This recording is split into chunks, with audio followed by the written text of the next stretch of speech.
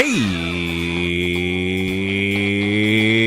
everybody, it's October 29th, 2024. Welcome to the Giant Bombcast, episode 864, powered by NZXT. I'm your host, Jan Choa, feeling the spooky season in full. That's right. I let the horrors and demons inside of me go outside, and now I'm ready to consume candy and scare people.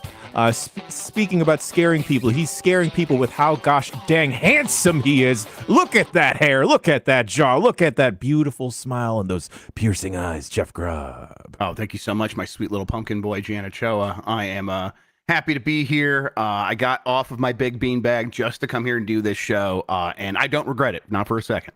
We got the beanbag of producers, and if you're wondering what that means, I'm also wondering what that means, but he's full of it, and he's full of hard work, he's full of youth, he's full of energy. The human vinegar. He is full of it. The human beanbag of producers, Turbo Sean McDowell. Oh, I thought you were going to Mike. You're going to me first. I don't produce shit. Yeah, I know. He said producer. I'm like, what's the Mike do around here? What are you talking about?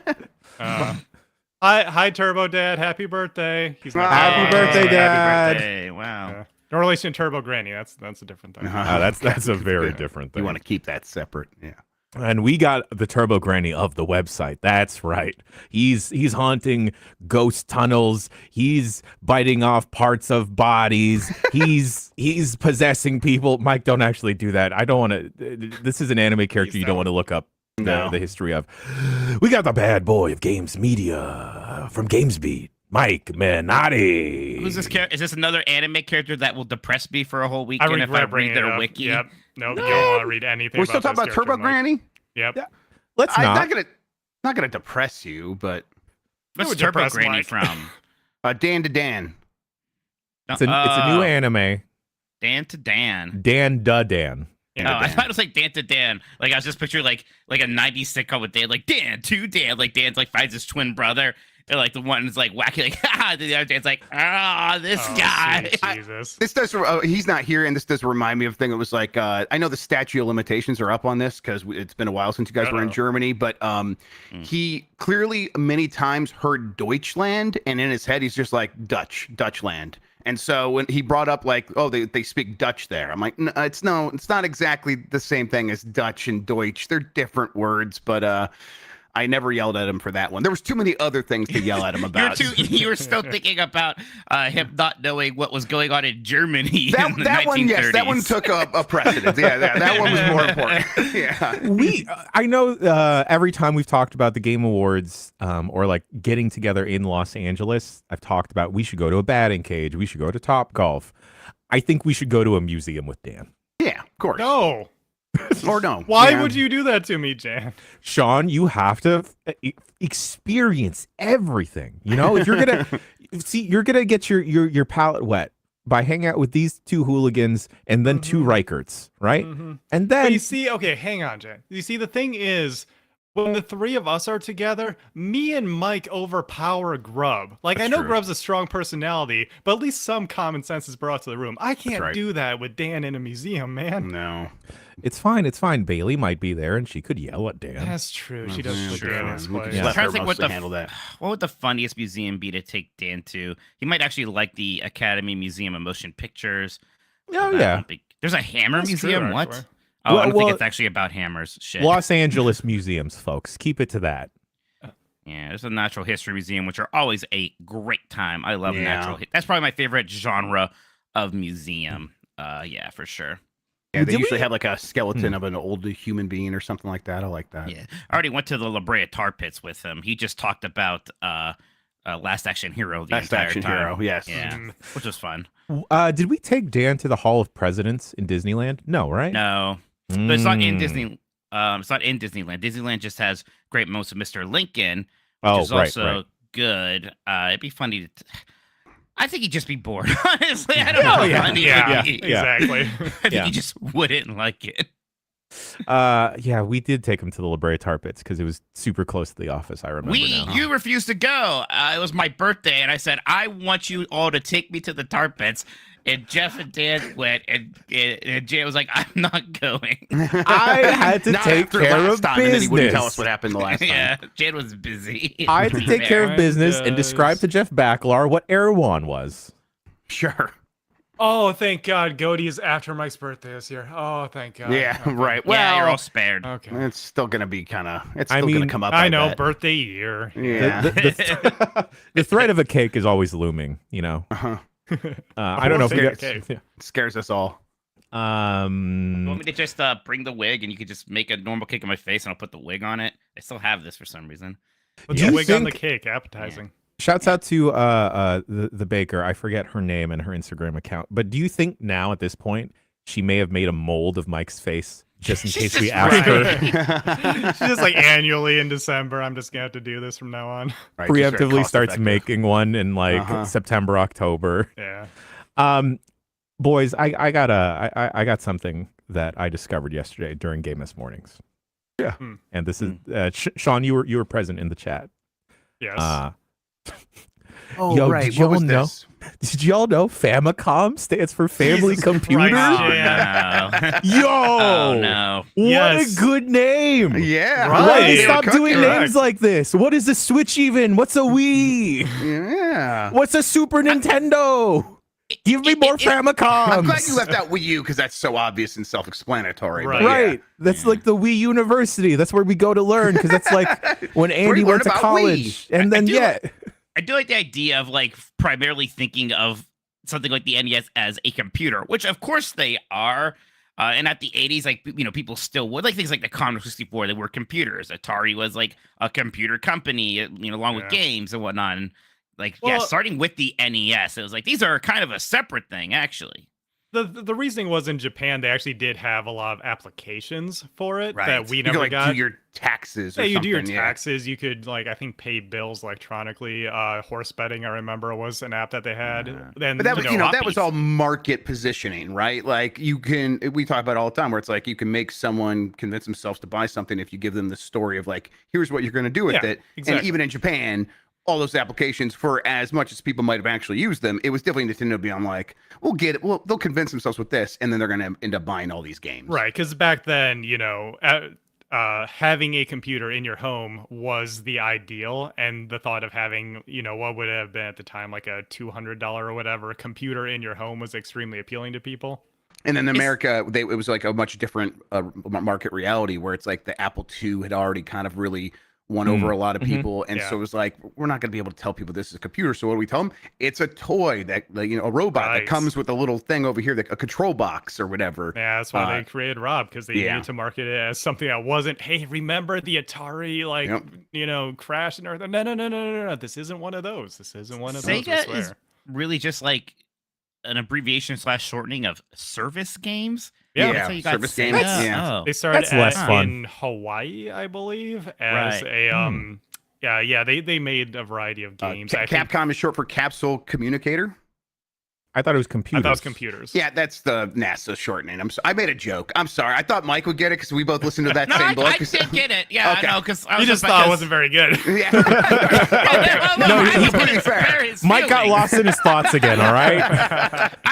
I do like the name Capcom. My brother would whenever we would like beat a Mega Man game, usually because we used Game Genie, and then like the Capcom like logo would like come up from the end of the credits. We'd be like Capcom. Yeah. Then we go run around to our parents screaming Capcom at them, and they'd be like, "We're scared. Stop." Jan, I get not sometimes having those, Phoenix Down moments. It was, I was probably a teenager, not like late teens, but like early teens when I realized that the reason that Pikachu's arch nemesis in the TV show is Meowth is because cat and Right. mouse. Like it Right. took me a long time to catch on that. So sometimes you have those moments, Listen, folks, I have those moments every single day. You add a little bit of whimsy to your life. Don't learn anything, but learn things. That's the Giant Bomb motto. How's everyone else doing? Did you celebrate Halloween early or Yeah, waiting we for this took the weekend? kids out trick or treating in Findlay, Ohio, and it was really, really pretty because tree lined streets, and they were all turning colors, and it was just like it made me want to play Costume Quest real bad, which running out of time to do that on the website, but I don't know, maybe I'll take an evening one of these nights and play that, because it just like reminded me of that, and that's a really fun game this time of year. But yeah, we went out there and they were dressed as Bluey and a lobster. That's like their go-to for like when we have like the meep. Exactly, they've done that before. And then we went out there, and I was like looking for video game characters, and it was like, not a ton this year. Not a ton of video game characters out there for the kids. What was the poppin' costume you saw? There's nothing that really. I don't know. For some reason, I saw a lot of football players. I don't know. It was How many Weird. minions? We saw like one minion. That's good. Keeping on check a bit. We did see one bean. We saw one big like inflatable costume that has the active cooling, blowing the fan in, and they were a bean from Fall Guys. And Fall Guys, not Among Us. Not Among Us specifically, because a little girl was like, "It's Among Us," and the bean stopped, turned around, and said, "I'm from Fall Guys." Excuse you. Yeah. I was like, "Oh, that's an angry bean." Lovely. Yeah, but it was that the kids like that, because they have never played Fall Guys, but it looks like a meep. So I'm like, oh yeah, we should try that. That'd be fun. When Jeff said bean, what was the first thing that came into your mind, guys? I thought Among Us. I thought Among Us. I thought first Mr. Bean and then Killer Bean in that order. Sure. Yes. Killer. Oh God. Bean, jump by with a Jody Oh, Bean. last year I think I mentioned this last year, but last year when I was passing out candy, there was a kid dressed up as Joe Dirt, and I was the only one that understood what he was. Exactly why? Like, what 9-year-old is gonna dress up as Joe Dirt? American classic. Cool dad. Yeah. It's probably David Spade's kid. Yeah. And then like I look at the dad. I asked him like, "Did you dress him up as Joe Dirt?" It's like, no, he came across the movie and really liked it. he was browsing Crackle. I guess actually probably, huh? Like, one of those services. Is Joe Dirt a wholesome movie? There's some moments, right? No, there's that part where he makes that lady pretend to be his sister while they. Yeah, right. Yeah. There's a whole incest subplot. So, That movie. Yeah. Oh, it's not like The Pest, right? The Pest is fine, right? John Leguizamo's. I think there's some like problematic dressing up as Asian people in the beginning of the movie, but maybe in the first 5 minutes, but after that, it's fine. You're going. Turns out old movies maybe haven't aged well a lot of the time. Turns out. All right, friends. We're all in store for Spooky Week here at GB.com. We're gonna do some spooky things as time permits. I'm gonna do my thing. But in the meantime, let's talk about video games. No, I refuse. You can't make me. All right. Bye, Felicia. Yep, get out of here. Don't actually leave. It's going to mess everything up. She's right there. Come on. Oh, there she is. Yeah, All right, change my mind. I'll play it once. Thank you.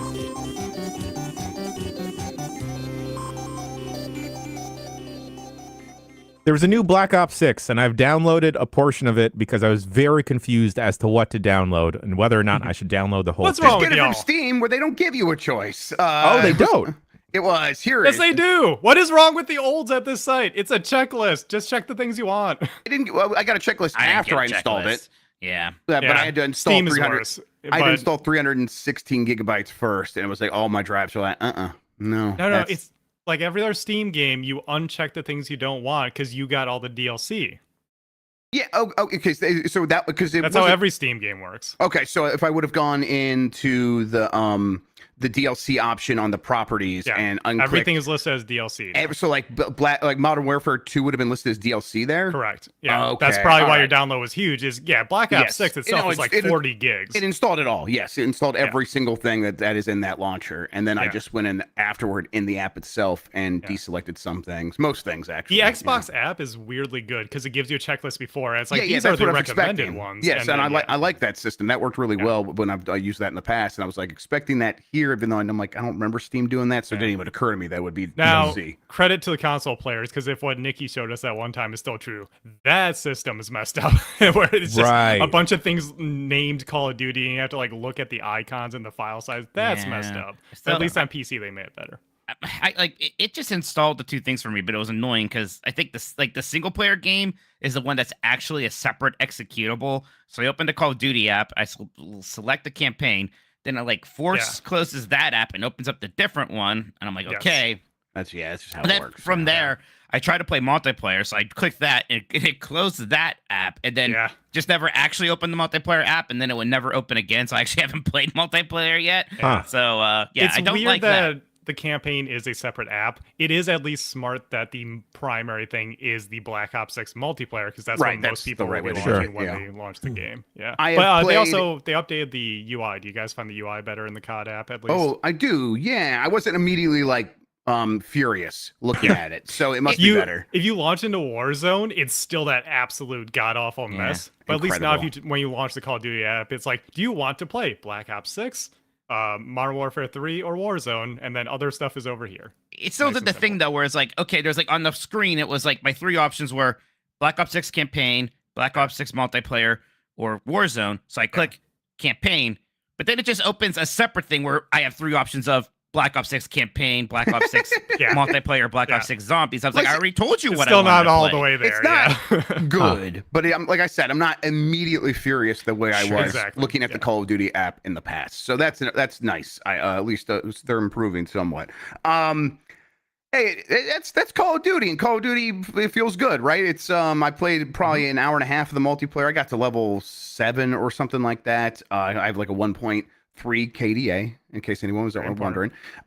It was it's like, oh yeah, all the stuff that they did, the hit markers, the way the guns pop, the way it feels to fire a weapon, the way it feels to flop around, a dolphin dive, to now backwards dolphin dive, and then look around and all this stuff. The omnidirectional movement system is pretty good. Call of Duty is just a fun game to play. There's a reason it's been so popular for so long, and it's the same reason that it became popular in the first place. It feels better than just about any other game, and whether or not that is still what I want, like I've done my time with Call of Duty, thousands of hours in many of these games, and I don't think I'm ever going to be in a place where I go back. I'm happy to move on to other games now. Wow. But when I do pick it up, it's like, oh yeah, of course I still like this. Still feels good. Yeah, it still feels good. The big Black Ops 6 multiplayer hasn't blown me away, because if you have been keeping up with the series, which I don't play every single one, but like I've mentioned on the show before, me and my friends hopped into Modern Warfare 3 because it was in some ways an old MW2 remake in the presentation, because all the maps, a lot of the guns and everything like that. It kind of felt like playing that old game. And so Black Ops 6, if you've played Modern Warfare 3 or even Warzone or anything recently, it kind of just feels like that, but with the addition of what is it called? The 360-degree movement system, or whatever they're calling it? Omnidirectional? Omnidirectional would make sense, because the big changes are you can now sprint in a directional. Which is very realistic, I might say. I tried it. It turns out you don't sprint as fast when you're going like diagonally backwards. I can sidestep so quick, like a crab, man. It is weird. Do your hips not completely turn independent of where you're facing as you run? Yeah, like a Ken doll or G.I. Joe or whatever. Not when I'm going backwards. Yeah. Like an owl, but only with my ass. It's cool though, because it's like you can sprint in any direction, but you can also like do the dive in any direction. Dive in any direction as well. Max Payne it. That's more interesting, because running in a direction actually feels kind of weird if you're used to having like, I'm used to moving a direction stops my sprint, and so it sort of like stops you dead. Some of my play style revolves around that, so it's been a little weird. The diving in a direction is cool because you can quickly get out of the way of fire. Maybe more interesting is actually you can now look in a direction on the ground, which means that you can be prone, and then if someone sneaks up behind you, you can turn around and shoot them, which, downside of it takes a while to look over there, and but not that long. It's pretty not quick. that long, and you are exposed more because obviously your player has to get up off the ground in order to like look at that person, but you're still prone. And these are the small things that they're adding in multiplayer year over year. Right, we're deep into the Madden upgrade cycle. Pretty here's much. the truck stick. That was cool, right? Now here's the hit stick, and here's QB Vision. Is that what you guys want that? And it's like we're there with Call of Duty for sure. Really fun. Yeah. But if you haven't played it a long time, it's fun. I find the maps to be pretty good. I still prefer Infinity Ward's maps over Treyarch's in general. Always have. Yeah. So, but it still feels good to play. Yeah, I when I get to a map that I'm like, oh, I have played this a little bit in one of these games before. It must have been one of the previous Treyarch games, I guess. I don't know where these maps are coming from. Right. I'm like, oh, okay. And I remember some of this stuff, and I start poking around like, oh, yeah, once I learn the maps, I have an even better time with this game. And I always appreciate Call of Duty for giving you the immediate Skinner box of, let's upgrade all these weapons. Let's upgrade your character, unlock new stuff. Maybe one of these is better. It never really works out that way. All the guns are pretty well balanced, but you just get in your head like, oh, I'm going to get a better weapon and that's going to make me better. And really what you're doing is you're getting the reps in so you know how the game works. You learn the maps and then you start having fun because of that reason. And then the upgrades don't matter so much. So Call of Duty continues to nail that stuff. I think the upgrade path here is pretty legible, pretty easy to understand. Building your loadouts pretty easy to understand, which I appreciate. They have simplified from what I think MW1 reboot was the one that had the issues of like, how do I unlock everything? Oh, I need to use guns over here in order to unlock something for the current gun. What the hell's going on? It's back to like traditional leveling, so it's easier to understand.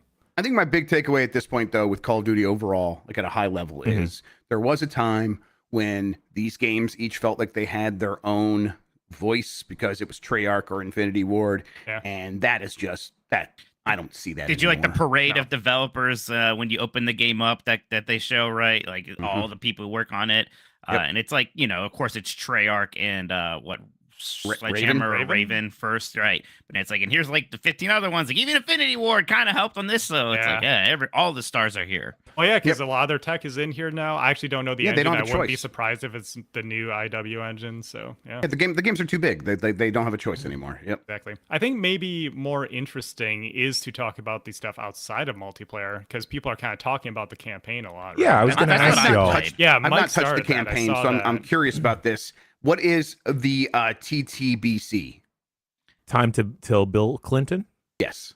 Okay. Oh, I think I'm still in the Bush administration where I am in it right now. Okay. I'm afraid. So I haven't seen old Senator Bill yet. Clinton, excuse you, sir. Yeah. Have I been born yet, Mike, in the game? But by the time that the game is going? Oh God, what year were you born? 91. Ooh, I think I'm like it's be either like right 90 or 91 where I am right now. There could be a mission. There could be a mission about. They make it very clear that it's in the 90s. I think it's nebulous. God, it's like long legs. Yeah, I do like that 90s stuff, right? Because that's fun. Because I remember the 90s. I was there, Gandalf. It's fun because I have not played a Call of Duty campaign in a long time. I think the last one I really played was Advanced Warfare, the Kevin Spacey one / the press F. You wouldn't miss it. You wouldn't miss a game with Kevin Spacey, of course. No, of course. Right. So yeah, it is kind of fun playing these. Like, oh yeah, these are very spiffy. You can see the money being put into these things. They are very flashy. They definitely feel good to play. And, there is still kind of a simplicity to it, right? Like, I think people have kind of explained them as gallery shooters. And that is kind of what it does feel like a lot of time, even though there's a stealth mission, right? And it's like, okay, that's neat. It's relatively simple stealth, but it feels good enough. There's like a home base, and it's this weird, creepy mansion. And I like that fine, just walking around there. You can find money during the missions and use that for upgrades in the mansion. So you can do things like augment your weapons or stuff like that. It does still feel ultimately kind of simple for me, and I think that's fine. I think this is kind of, popcorn munching Call of Duty campaign stuff. Part of it is me just realizing, maybe like military aesthetic isn't my favorite biome for video games, right? Like just kind of running around, war-torn places and stuff, or this person has a party yacht and a bunch of people dancing and he's a piece of shit. I'm like, it's all gross. I agree. It all sucks. So have you not gotten to the, by the way, I misspoke, Governor Clinton. Sorry. You haven't gotten to Bill at all yet? You haven't seen that level? No, I've done like the first 3 levels is all I've done so far. Okay. So nothing super crazy far in. Well, right. But I'm saying you haven't gotten to that level yet. No. Okay. So you're missing where it really turns, Mike, where you get Hitman adjacent stuff going on here, and where you need to infiltrate, and the game, it's not like, you think Call of Duty, you think like corridor shooting, right? Yes. And you get to a level where the goal is we need to infiltrate something, And in order to do so, we need to go through this like government party, you know, wherever they were doing some like campaign rally thing. And so this is our in. And so you go in there, you know, it's just like a walk and talk. But then they're like, okay, how do you want to approach this? You can go over here and try to like schmooze this person. You can go over here and do a sneaking path. You can go over here and try to like. Hitman? It's Hitman Light. I want to be very clear. It's Hitman Light. But kind of a little bit. And that's fun. That's not the first time that they branch out too. There's a level that is open world, kind of. And it's again, it's light. It's simple. It's open zone. It's very inspired by Sonic Frontiers.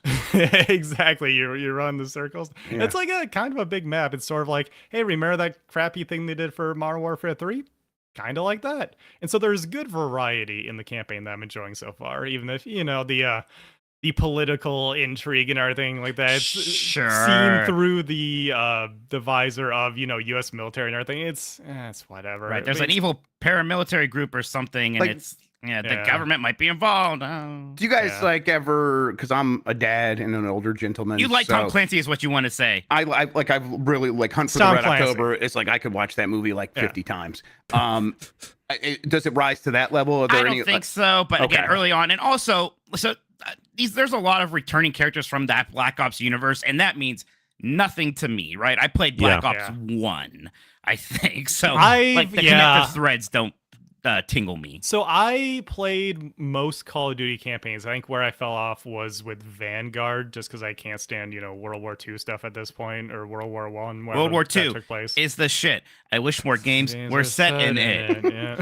I was in a meeting yesterday, and they were talking about musical acts for something, and I was like, I know the gamer rapper. I had to stop myself from saying that. So I've only missed Black Ops Cold War, and immediately starting the campaign, I'm like, what are any of these people talking about? Like, this is Black Ops 6. And like, if you miss the last one, you'll like catch up on like, oh, this person failed a mission, so they're getting in trouble. This person did this thing wrong, so they're in trouble this way. But I have no idea what they're talking about in the game. It starts with the same framing device as Persona 5. It's an interrogation. Yeah, not wrong. But then, and then the last thing is the zombies mode. Me and my friends fired that up last night. You know, spooky time, Halloween. It's good. You know what? I got tired of COD zombies way back in the day, especially when they tried to do like aliens in was it Infinite Warfare? That's not zombies then. Yeah, or whatever. Where that Infinity a Ghost. Ghost was where they did aliens.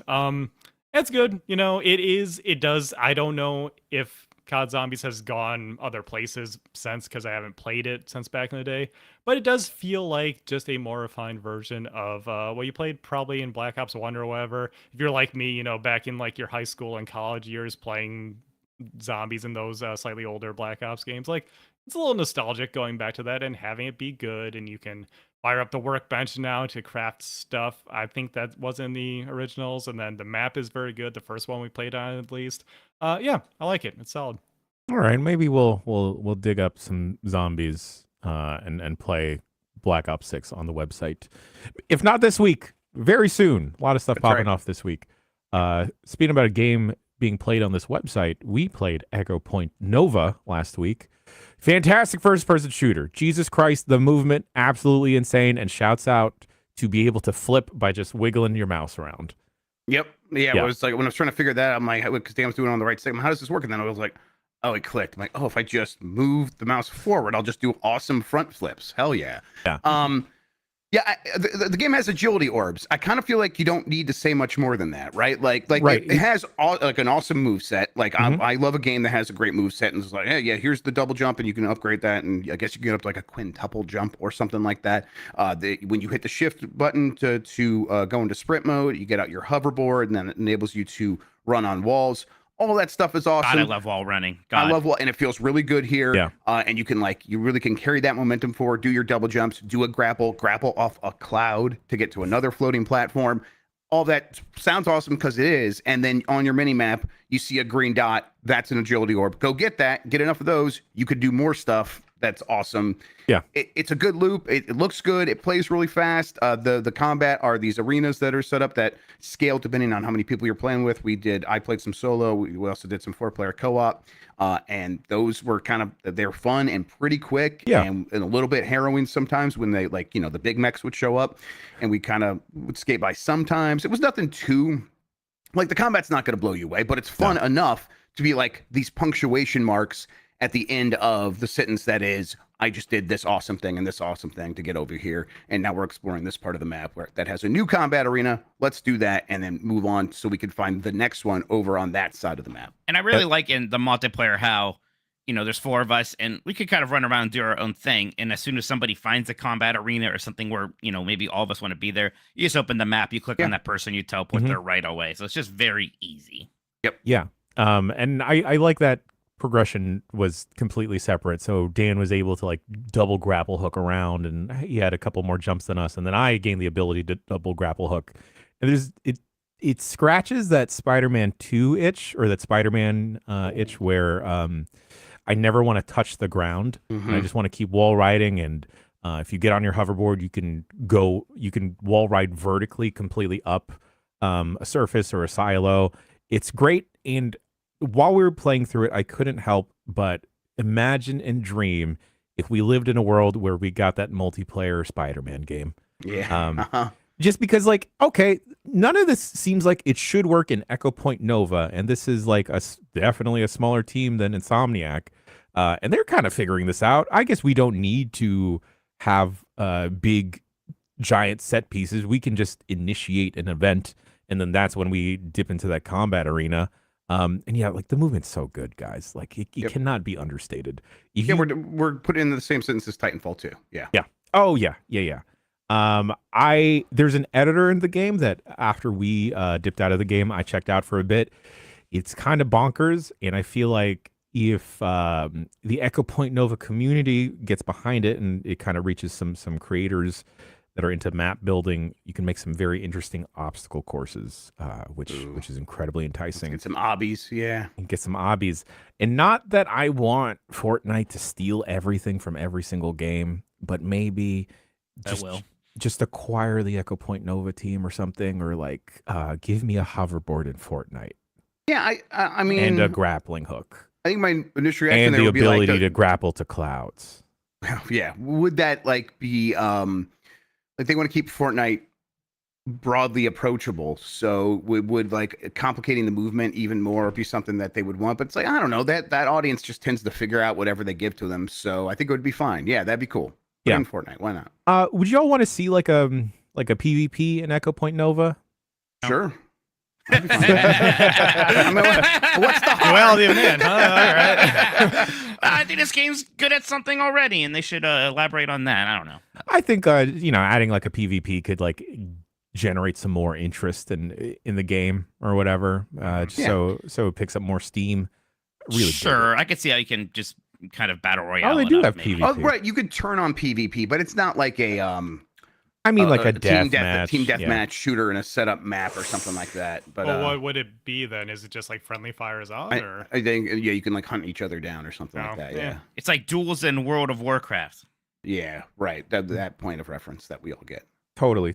If anything, if they don't want to do a straight up team deathmatch, they should do a capture the flag in this game. Okay, that would be good. That could be fun. Oh, I hope Capture the Flag comes back. I miss that. I miss. Me Capture too, the Flag. Mike. Me too. Yeah, remember, it kind of hurt my heart a little bit that Team Fortress 2 wasn't really mostly about Capture the Flag. It was every other kind of mode took off instead of that. I was ah.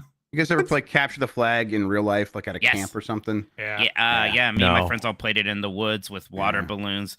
It was great. Me and my team went on this awesome excursion to get the enemy flag, and we took a roundabout way back to our base, which my brother AJ was defending with our flag. We waded through a creek up to our waist, and we got there and found out that he went home with our flag because it was dinner time, and he was afraid to get in trouble, and he was we were very mad at him. Hell yeah! At least he didn't, bring it to the enemy base. And I guess that would have been worth. He just literally he did a Cartman. Screw you guys! I'm going home. I guess. Speaking about going home, Jeff Grubb is going home to the bank because Well, are you currently number one on the second speedrun level? No. Sambo Nice of the Communities got me beat by a little bit, and then Jesse beat me by 5/1000ths of a second. Hell yeah, Jesse Jesse. Vitelli. Yeah. Let's go. Put him in his place. I'm gonna get back in there at some point. I've not had much time. I'm like consistently now, so it's basically impossible to do anything lower than like a 35.2, but most people are in like 35.3 at the very top of the leaderboards. We're all in the 35.4s, and I'm consistently now getting 35.6, where that was very hard to get for a long time. And now that's like just normal. But I'm not like making new ground. I'm frequently now getting 35.6 or 35.5 now. It's a very different speedrun stage than the last one, and I think that's great. Like this one is much more maybe grindy. It is there's very small improvements you can make. You kind of have to just do everything perfect, but everyone knows the big skips. And then other than that, if you're doing the big skips right, there's a lot of room to kind of play around with how you want to approach everything. Because as long as you're taking the straightest line, if you want to hop on a platform between here and there, you can. It's fine. So everyone can kind of express themselves how they want still, mostly.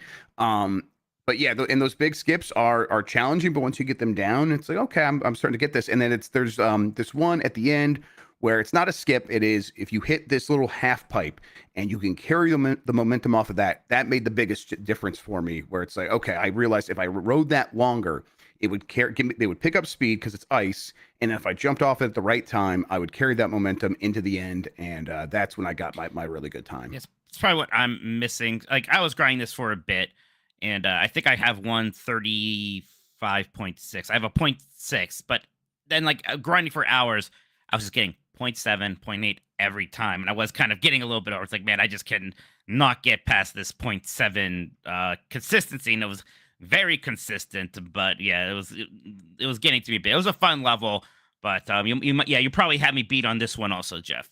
Yeah, I don't like this level nearly as much as the first one. So I've heard that as well. Yeah. Yeah, I tried grinding for a little bit after we did the invitational that day, and I kind of kept getting worse. So I was like, you know what? I'm gonna bow out at this level. I think I'll wait for 2 weeks from now when we do the next invitational. I'm beating Dan. There we go. That's what's important. That's what's important. That's what's important. Speaking about grinding, I'm very excited to start grinding in this. I just got to remember what tier of PlayStation Plus I have, or just wait for Friday. Because Mike Minotti, you have dipped into the open beta for Monster Hunter Wilds, and I can't wait to start grinding in this. All right, how do I get into this? So this is, if you have PlayStation Plus, whatever that is, you can. I think I bought a year of that. Oh yeah, that's very important. Which tier? I don't have any of them. Yeah, I think it's the premium tier. It's probably premium. What is the premium? That's probably the high one. The more big like one. more like premium. All right, let's see here. Fuck. I'm sorry, that's a Tim and Eric reference. Okay. Where do I go here? I don't know. I couldn't find it. I think I searched for Monster Hunter in the store or something. All and right, then that's what I'll do then. Thank you. Okay. Yeah. So yeah, this is, you play sort of the start of the game. Yeah, just on PlayStation right now. I think it comes to PC and Xbox tomorrow, and it will have crossplay. Oh, what? Oh, yeah. I'll just wait. Yeah, for that. so you can just wait at this point if you want to. So yeah, you play the opening mission thing, which is actually what I played at Gamescom already, and I think that's a little bit weird for the demo because it's like cutscene and story heavy. And look, I'm better about cutscenes and stuff than say Jeff or Dan. Monster Hunter, it wasn't a thing I loved in World. How relatively cutscene heavy it was. I liked how in Rise that was pulled back a bit, and it feels like in this, it's like, well, this is the big boy console and PC one again, so we got to make it real cinematic. And I'm like, okay, the voice acting's not good, the story's pretty bland. There's some exciting moments happening there, blah blah blah, whatever. But then after that, you do kind of get to just explore that bigger open world, and that stuff is really cool. And you're just running around and actually hunting monsters, and it's not, like the previous ones, you go on a mission, you sort of teleport to that monster's area, you kill the monster, then you teleport back because the map is more interconnected, and even your camp is just part of that map, the settlements and whatnot. It does all feel a bit more seamless. It was cool to do things like look at your map, just see that there's a monster somewhere, and kind of pin the monster on your map. Then that starts a mission, go kill the monster. You go out there, you do that. And then, you could, after you kill that monster, go back to camp right away, or you can maybe decide to just go kill your next monster right then and there, go I like explore that. and whatnot. Right. And, the monsters still look so cool. Their animations, those fights are so much fun. You could do some neat things here with your mount, which is kind of like that little dog thing we had in the last game, but now it looks more like a chocobo, which I'm a big fan of. You could do things like you can actually have a second weapon on your mount. So, you could attack with your big sword. But if you go on the mount, you can then switch over to like the bow and arrow and use that for a bit, right? So wait, is it like a permanent loadout switch until you switch back?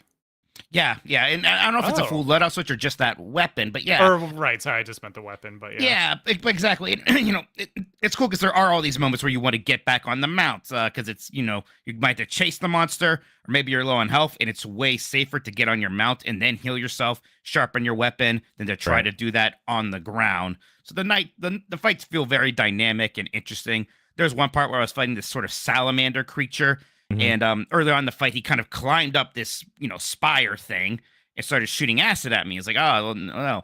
Well, the next time he did that, I realized that I can kind of use my sort of grappling hook thing that was in Rise, and I could bring down that spire while he's on it, which, caused him crashing down, and that stunned him for a while, and was able to get a lot of good hits in. I'm so excited. All feels good. The game does not look great on PlayStation 5, right? You have, performance mode, or the fidelity mode, and it's like how do you want the game to look bad is kind of what it is. Stuff like the animation and whatnot and the art design looks good. Sure. But performance mode, it's not like you're getting steady 60 frames per second, and it, I'm not usually a resolution guy, if you all know that.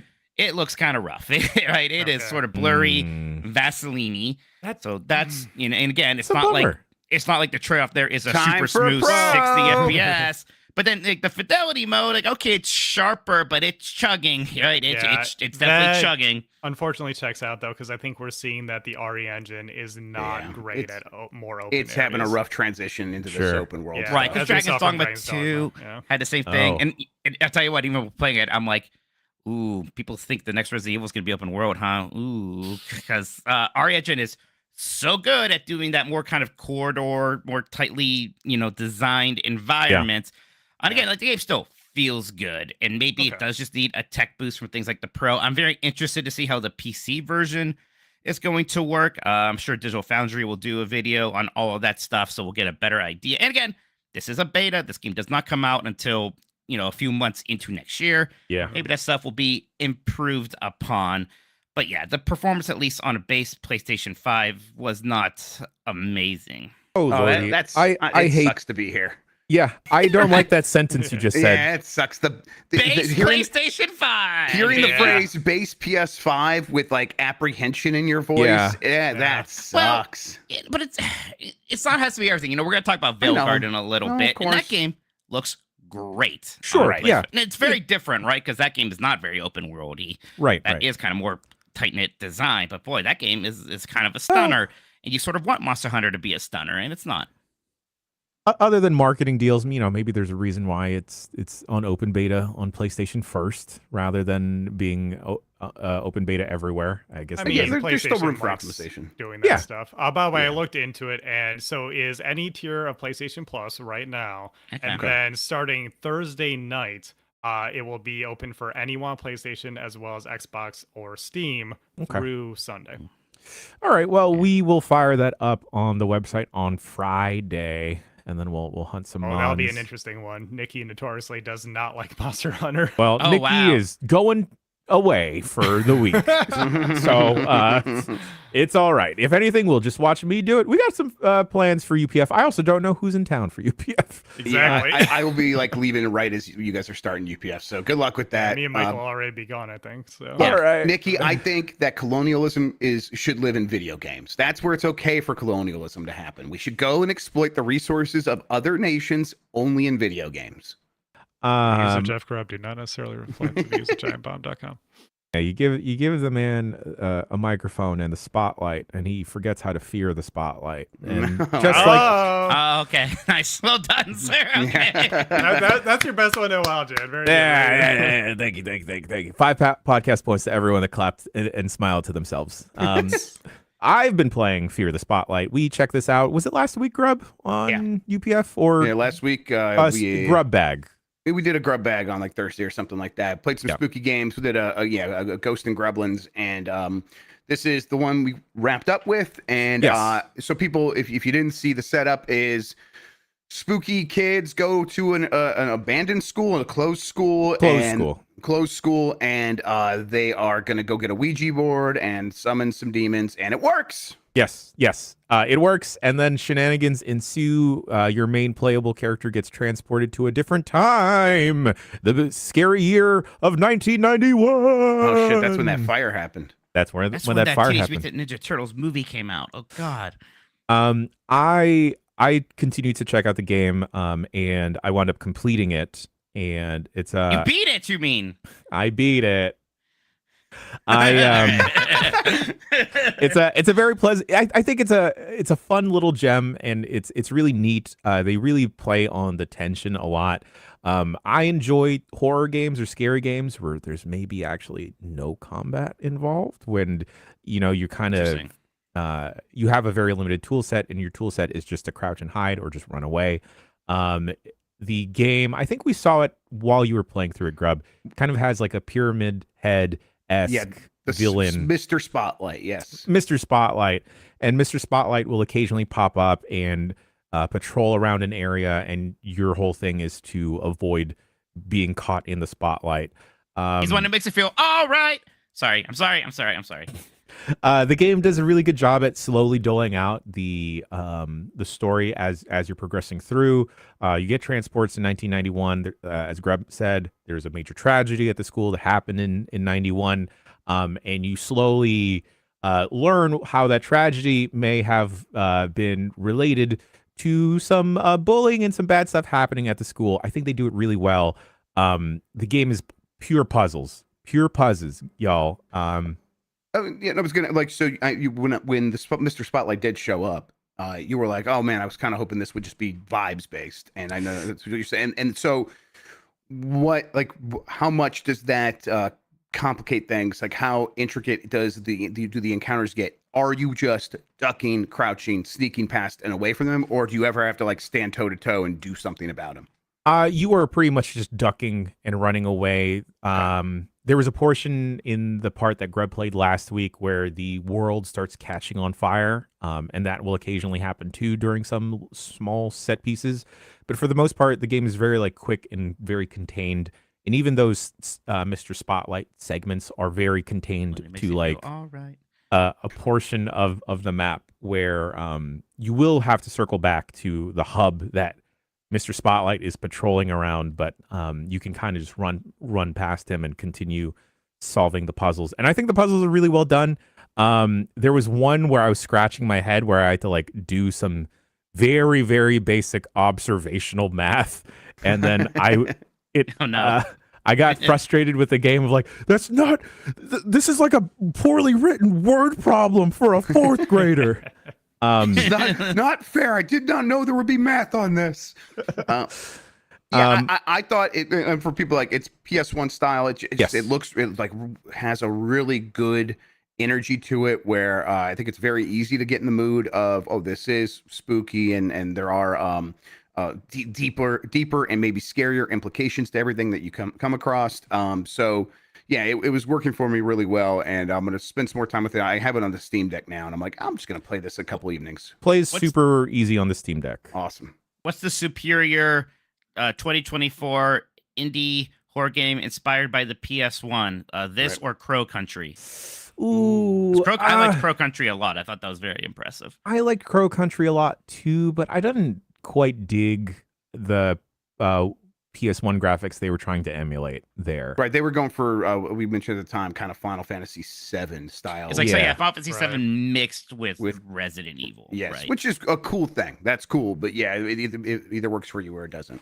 Yeah. Also, this is a Blumhouse game, which is So the history here is pretty interesting. When they talked about on the GB Couch, they put this game out on Steam already. They released it previously. Blumhouse found it and were like, maybe unrelease it and we'll help you make it even better and give you more time and money, and then you can re-release it in a bigger way. And that's what's happened here. I saw it was unavailable for a while. I was wondering what's going on there. Interesting. My God, we should just start a posting company and do that. That sounds smart. Yeah, right. Oh, a game people really like. Let's go, Mike. Erase your name and write ours next to you. A polishing company. Yeah. Cut the check. That could be Cut the the name. There we go. Polishing games. Publishing. Hey, Balatros, take the game down. I don't know how we'll make it better, but like, I don't know. We'll add like Mike's face to it. About that. Omer, did you just polish your head in the Bolo-matic? A game that is for some reason terrifying people online, and it's like the dumb people online for whatever reason is Dragon Age: The Veilguard. We didn't get we haven't played it yet, but Mike, I understand you have played a portion of it. Yeah, not a lot. I'm 2 or 3 hours in, so that's it. This is not some comprehensive review or anything like that. Mike's comprehensive review. After 2 All right, hours, fine, 8 out of 10. No. I am enjoying it. I'll tell you this, and talking about Monster Hunter, like not wowing graphically, this game is gorgeous. Nice. Playing it on that performance mode, where very smooth frame rate, and still looks really stunning. Awesome environment. I think the characters look nice. I feel like there's so much discourse. Oh, there's a lot of discourse, but there's discourse about like the stylized characters and the Fortnite-ification of them. And I'm like, these don't look that different from what I kind of remember Dragon Age characters looking like. And even like Dragon Age has done more stylized before. Dragon Age 2 was pretty stylized, and this isn't even as much as that to me. So I don't know. I don't know about all that, but very spiffy stuff here. It is kind of like that roller coaster ride RPG style. Like even Final Fantasy 16 is talking about that a lot. Again, this might be more early on. Maybe there's more sort of larger environments and it feels a bit more RPG. But right now it is kind of like a bit more quarter, smaller maps, lots of story beats and interactions, not necessarily a big city to go into. And some of that like was part of my fear of like how much I'm going to enjoy this kind of game, is how RPG is it going to be and how actiony is it going to be? Is it going to kind of do what Final Fantasy 16 did and sort of look to like God of War reboots as its North Star? And even early on, like I definitely feel a little hesitant about the game on that front. It was in terms of the combat. And again, Inquisition had already done that. Even Dragon Age 2 had done that. And I know maybe BioWare isn't going to go back to Dragon Age Origin style combat, no matter how much I like it.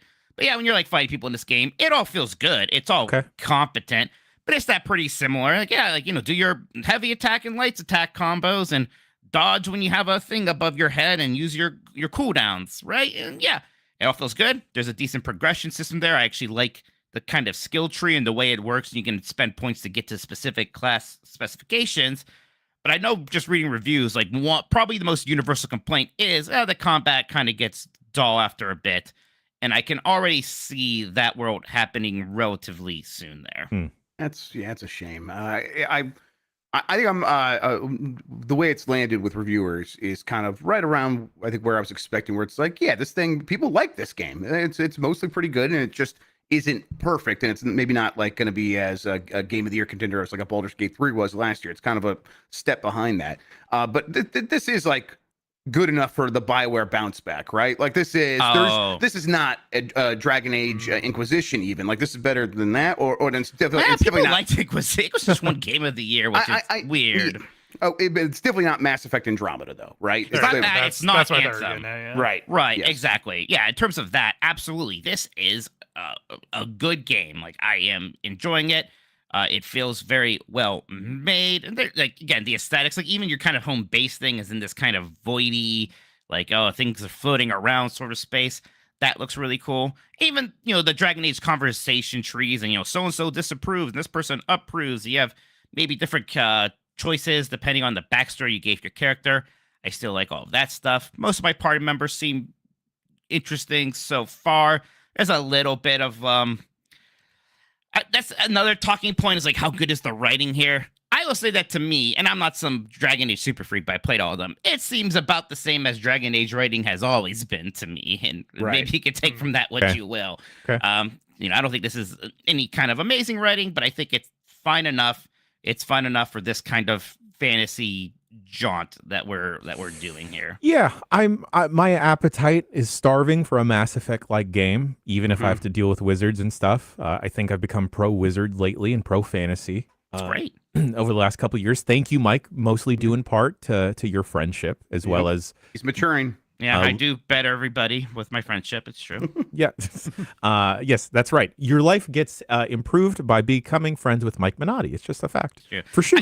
I am real curious, so this game, the big criticism play is combat. And like Final Fantasy 16 made that big bet, like, well, we're going to do that more action-based combat. That's going to bring in all these new players.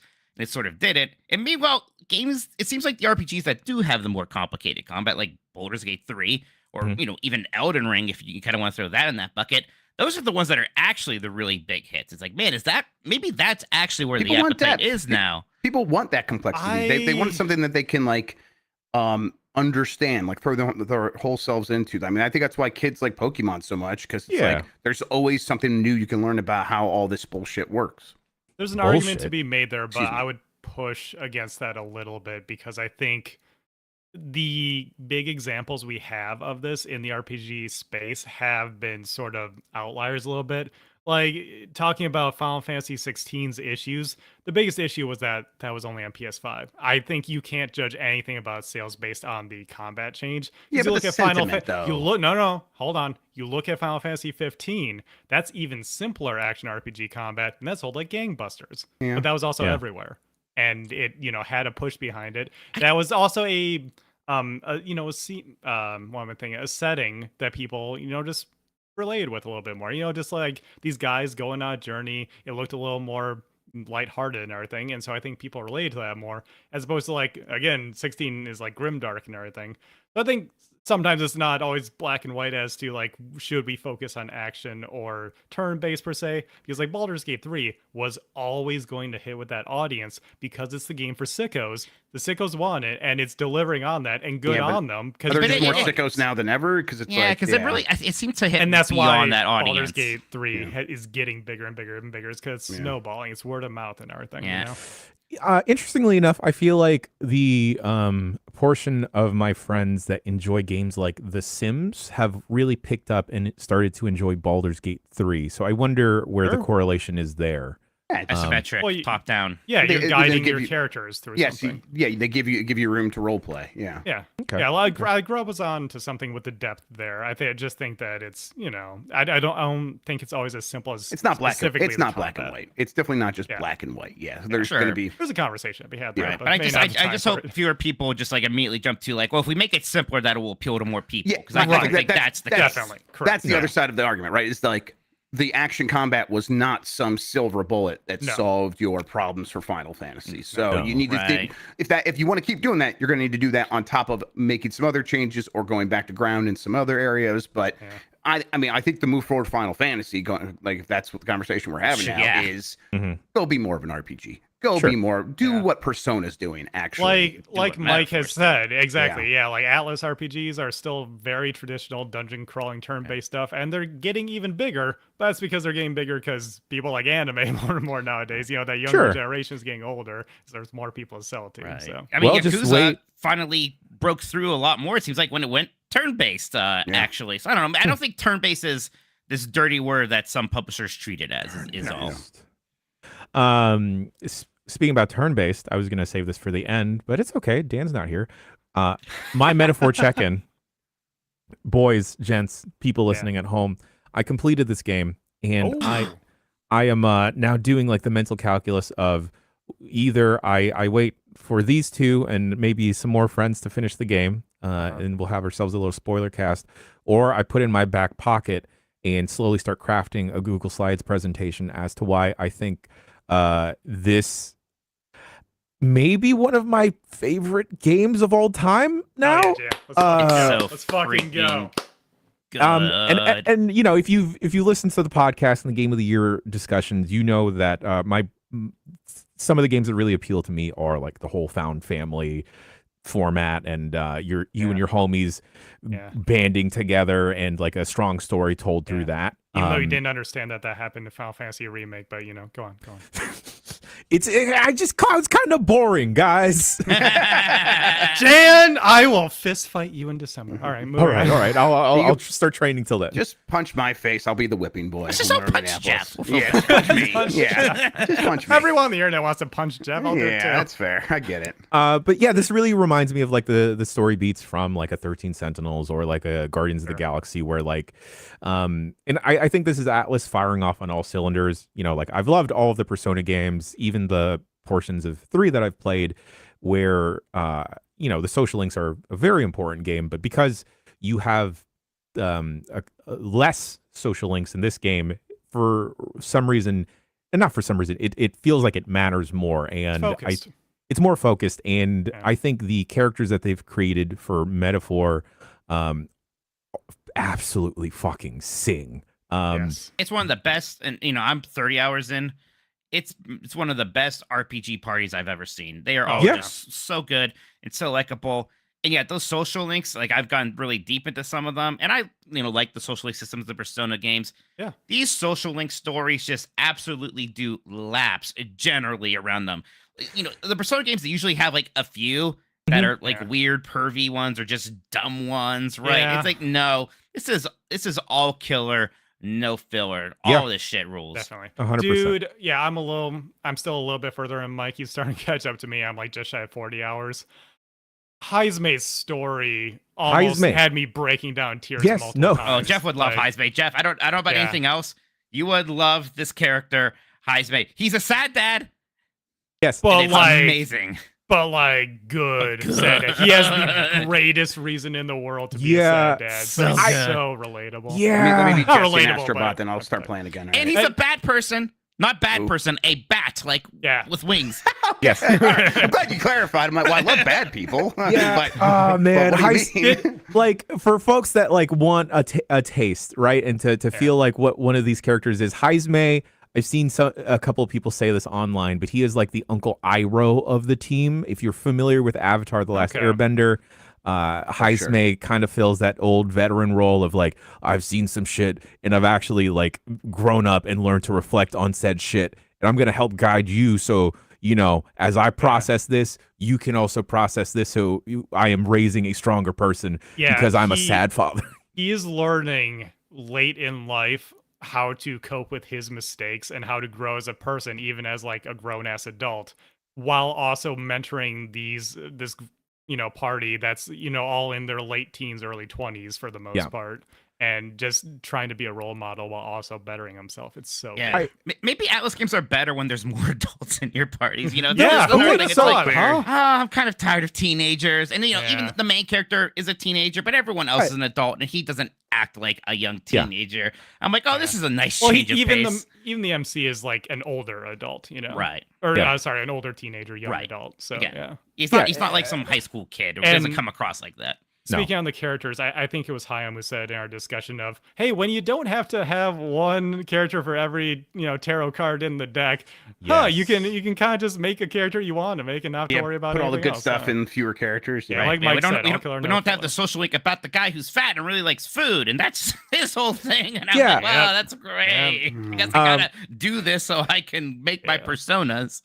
And it's funny that like the big thing behind this game is that it's dealing with an election, and that doesn't give me like an external weird game to play in 2024, yes. man. It's a weird fucking game to play. I hate that it is giving me an existential crisis as I'm looking at the real world at the same time. I'm like, oh man, it's like, oh, shit, was there an election too? Don't worry about it. Have you heard? All right, fair enough. But I to echo your point, Sean and Mike, I think this is where I want Atlas to move forwards to, where I do love, and I have loved, the high school setting for so long now, but I think there's so much more depth that you can reach with adult characters. And I think that's what Like a Dragon did so well this year, is that like, with Ichiban and the whole gang, it's like, these are like people in their like mid to late 30s, early 40s that are Mundane kind of problems, That right? was Yeah. so refreshing Yeah. about Exactly, Infinite Wealth. right? Yeah. and like there's parts of me that feel creepy sometimes when I do play the Persona games, and I am building such a Yeah. strong attachment to some of these characters, and it's like, like I you're love my army of children. Right. And Right. I do not, I know some people, there's like talk like, oh, there's no romancing this game. I do not miss it at all. And I think, yeah, maybe we don't need that. Maybe we don't. Yeah, need I that. thought I would because they're introducing some really cool characters where it's like, even like the best friend, I'm like, can dudes be bros? Like Yeah. finally, but no, No. you can't. No, I'm like, it turns oh, out- come yeah. on. All of them being very, very close in like a non-romantic Yeah. way is actually good enough. Yeah, Yes. and I think maybe it's Atlas growing up a little bit and some of the younger developers coming in, and ironically the younger people getting better at telling the mature storytelling and Yeah. pushing some of the older pervy guys over there out is starting to get a little bit better for Atlas as a whole, and I think that reflects in Metaphor. And also, this is definitely going to come up when if we have a best style category, but I think Yeah. this is one of those games that does style in fucking spades. Yeah. I never get tired of stunning an enemy and jumping Yes. into combat. It Every always time. hits Peril, every single dude. time. It's so good. That just like, oh, and I love how like it do any of your party members. Yeah. So it's like I get excited when it ties me these angry little bat eyes. I'm like, yeah, let's go. Oh, Yeah, it's we so we good. keep It's so gushing hot. about this game because it's going to be all over Game of the Year discussions. It does so many things so Yeah. freaking well. Yeah, So. freaking Sega having an incredible year. Yeah. Publisher of the right? year, right? Even Sonic Shadow Publisher of the Year, Generations 100%. Yeah. is a Yeah. good game that's selling Yeah. well, Yeah, right? like I'm trying to do this by memory. What do they have? They have Infinite Wealth. They have Persona 3 Reload. They, by extension, published Unicorn Overlord. They Oh, have damn. Metaphor. They have Sonic Shadow Sonic. Generations. Like, oh Yeah. my God. And by the way, I don't know if SMT you Probably a Five Total War Vengeance? game in there somewhere. Yeah. Probably, yeah. and I don't know if you guys, I think Jeff saw this. I don't know if you guys saw the leak for that Shinobi game. Oh, yeah. Yeah, It was yesterday. on GMM, yeah. Oh, I'm gonna Look be good. all over that. That's Yep. looking Lizard shit Cube, hot. baby. Yeah, Lizard That's Cube is looking fantastic. shit. Can't wait. Yeah. So Monkey Ball Metaphor. even. God, yeah. Oh yeah. Oh yeah, Monkey Ball's Monkey a lot Ball of was fun. Monkey Yeah. Ball was pretty good. Yeah. Good year for Sega. Good year for Yep. Sega. Good for Sega. Sega. Metaphor ReFantazio, Jesus Christ. If you at home are feeling the rush or the crunch time of Game of the Year, and you want to try and fit in one more gigantic RPG, and maybe Dragon Age is not your flavor of RPG that you prefer, wholeheartedly, you need to check out Metaphor. Yeah. Or maybe save it for the winter break and savor it then. But like, Jesus H. Christ. It is... Love it. It feels like a canon event playing this game. What was your final time on your clock? Ooh, good point. So I did the thing where I would fall asleep playing the game. Sure. And Yeah, so sure. it was at like a pause screen. And the PS5 wound up going to sleep. So I think it added maybe like an A additional few hours. Yeah. a couple hours. Yeah. And also I was taking my time.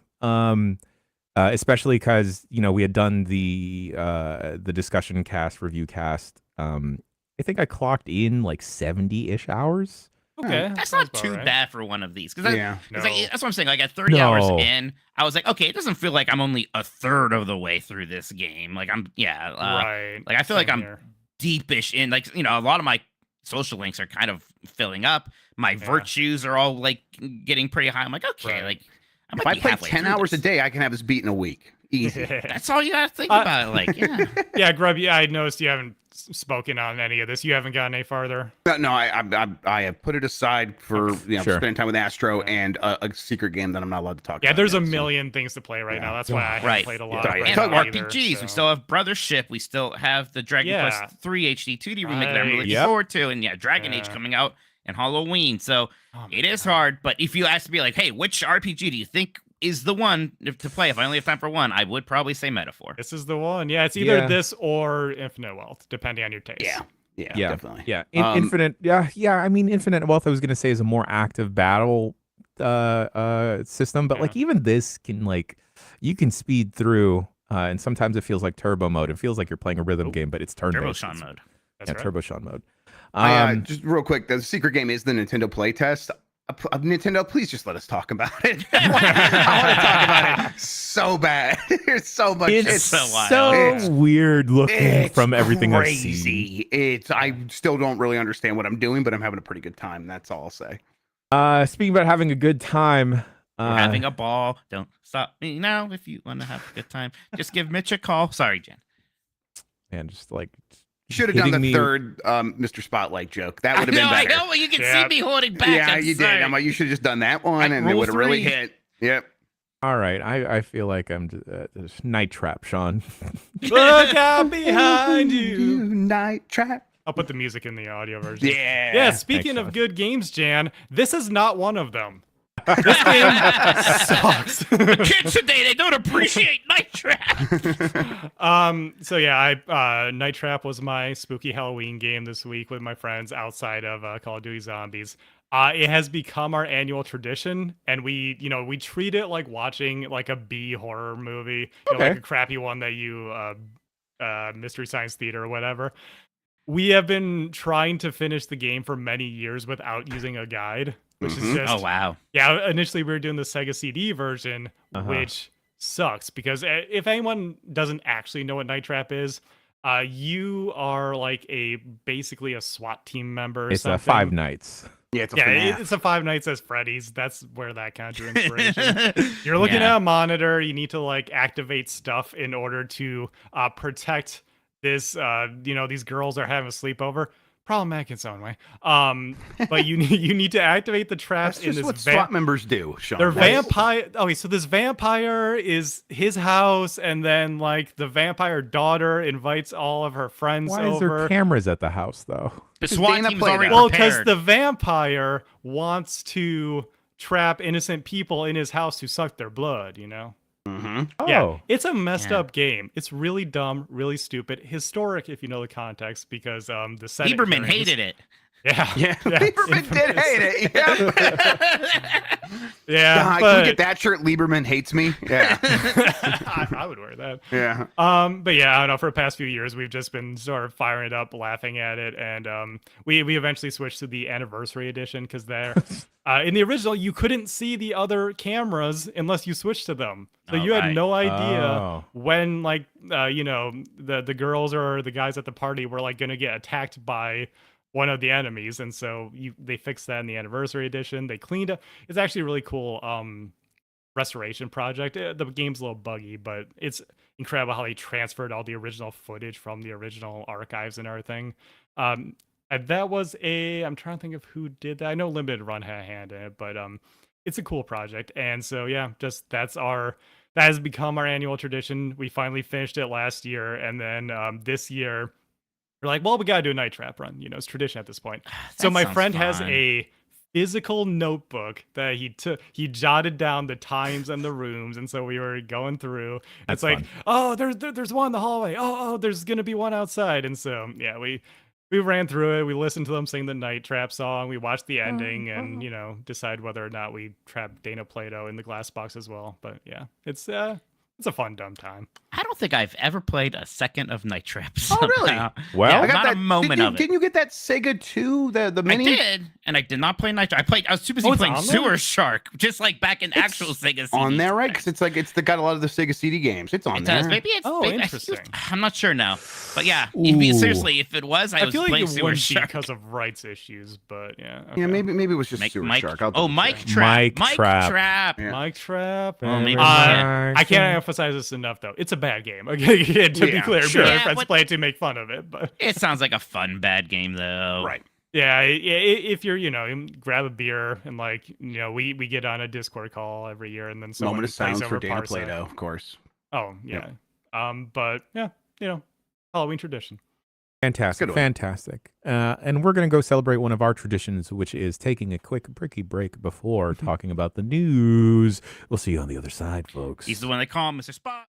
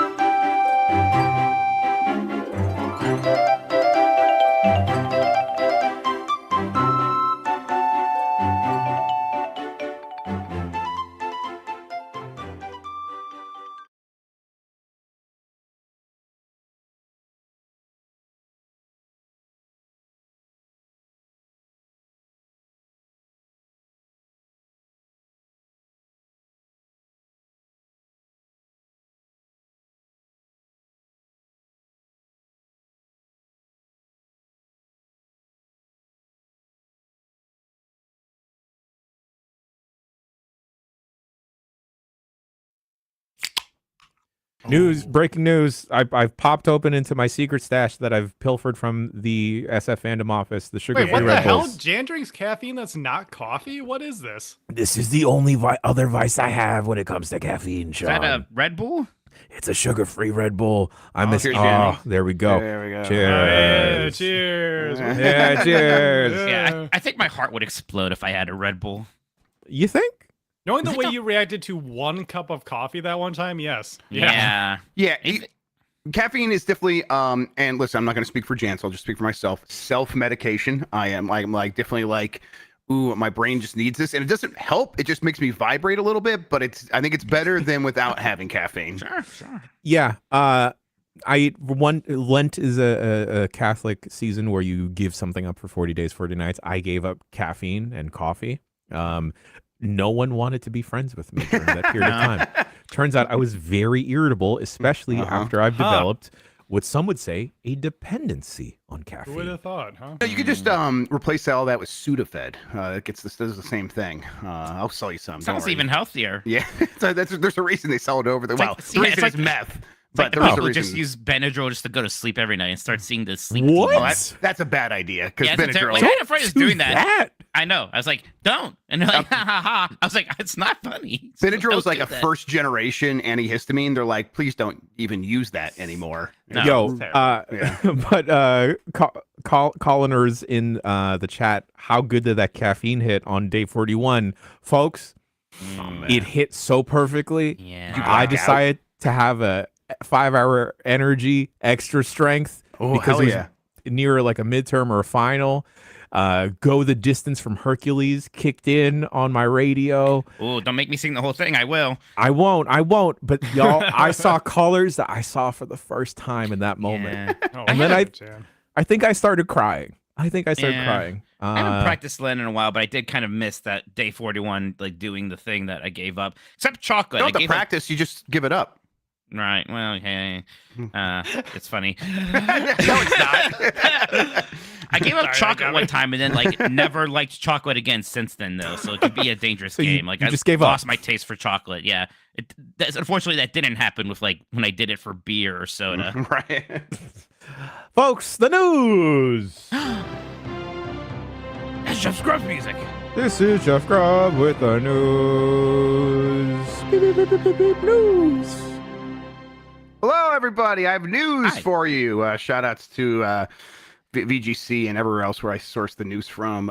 News. First story here. Xenoblade Chronicles X Definitive Edition has been confirmed. Again, who needs Switch 2 when you have this? March 20th, 2025. This game originally came out for the Wii U in 2015. It is basically getting the last ship out of Vietnam to like get ported to the Switch here, and so this is like the last like obvious port that should have came from the Wii U. Yeah, you now you have like your questionable ones. Like I guess you could do Star Fox Zero or Kirby and the Rainbow Curse, maybe. Do Star Fox. That game rules. I'm also a Star Fox Zero defender. I think that they should, but it's like the one like where I said, wouldn't the be last surprised obvious they one. don't. Yeah. Yeah. And I've never played it, but it's it's Monolith. It's the open world kind of action. Here's what I remember. There's a guy that turns into like a mech that can turn into like a vehicle, and then he turns back into a man and goes flying off a cliff. My understanding is that this is the one that it's mechs and it's more open world design. And there's like a lot of people who really like this one and other people who really don't like this one. I'm kind of hoping maybe it's like less story driven in a way I might enjoy, and that's why like some of the other Xenoblade sickos aren't as into it. Yeah, because as much as I like those, as much as I like those games, I think sometimes, well, they definitely all drag on. They're definitely all longer than they need to be. And the combat usually gets stale after a point, but there's a lot to like about them. I liked Xenoblade 3 a lot. I haven't checked out a moment of this one before. I'm not shocked we got here because this entire Switch generation, Monolith's been in a cycle, right? Where it was Xenoblade 2, then the DLC for that, then Remaster 1, now Xenoblade 3, DLC for that, now Remaster X, right? So they kind of had like a perfect roadmap for basically this entire console. And we do know Monolith, meanwhile, is also upgrading their technology so they can be ready to work on the follow-ups to all these games and also help out with probably future Zeldas on the Switch too. So it's like this sets that up as well because they're basically at the end of that cycle until they make the next new Xenoblade game. But that will take some time. I thought we were supposed to get Switch 2 news today instead of this. What happened? All right. So yeah, there's definitely been a lot of rumors, rumor mongering, people like stirring shit. There was a countdown website that said, is that countdown up, by the way? Did it like actually expire? It went viral a little bit. People thought a Switch 2 could get announced this week. Maybe it was for this. Maybe this was the countdown. Most of the reasoning came down to there is going to be a Nintendo investor relations meeting. They're going to do their quarterly report here pretty soon. And they're like, oh, well, so when they're probably going to want to talk about it there. And so to talk about it there, they'll have some small video beforehand, and it's happening this week. In fact, it's happening today as we're recording this. We haven't seen anything. I love to get caught up in the hype. I'm like, yeah, maybe, sure. But like every time we like actually have the conversation, I think we come back to, why would they do that before Brothership is out? I mean, let's just get on the other side of Brothership at least. I get Donkey Kong, even Xenoblade Chronicles X. Okay, those ones maybe you could be like, yeah, Switch 2 is coming, play those on there or whatever. Brothership selling Switches this holiday, I kind of feel like, why wouldn't they wait until after that? I think it was Kid and Chris who said, they would know they worked at Nintendo. Like, Nintendo's not going to announce this thing like until election stuff is blown over. And boy, election stuff could take a long time to blow over, right? It's not like we're going to find out who won on November 6th and everyone's going to be like, well, that's that. Man, that feels like the kind of thing where it's like if it wasn't Kit and Krista saying that, no one would believe that reasoning. But it's like, of course, Nintendo thinks that way. They are the most conservative company of we are worried about how our stuff. Not that kind, Jan. What was the news? What was the thing that they delayed because the Queen died? Like that stuff happened. The Kingdom Direct. Yeah, and I reported that and I said that's why it happened. Tears of the Kingdom. That's right. And everyone was like, Jeff, you're a liar and you're just trying to save face because you said this was going to happen then. And it's like once they saw it was called Tears of the Kingdom, everyone's like, okay, that kind of makes sense.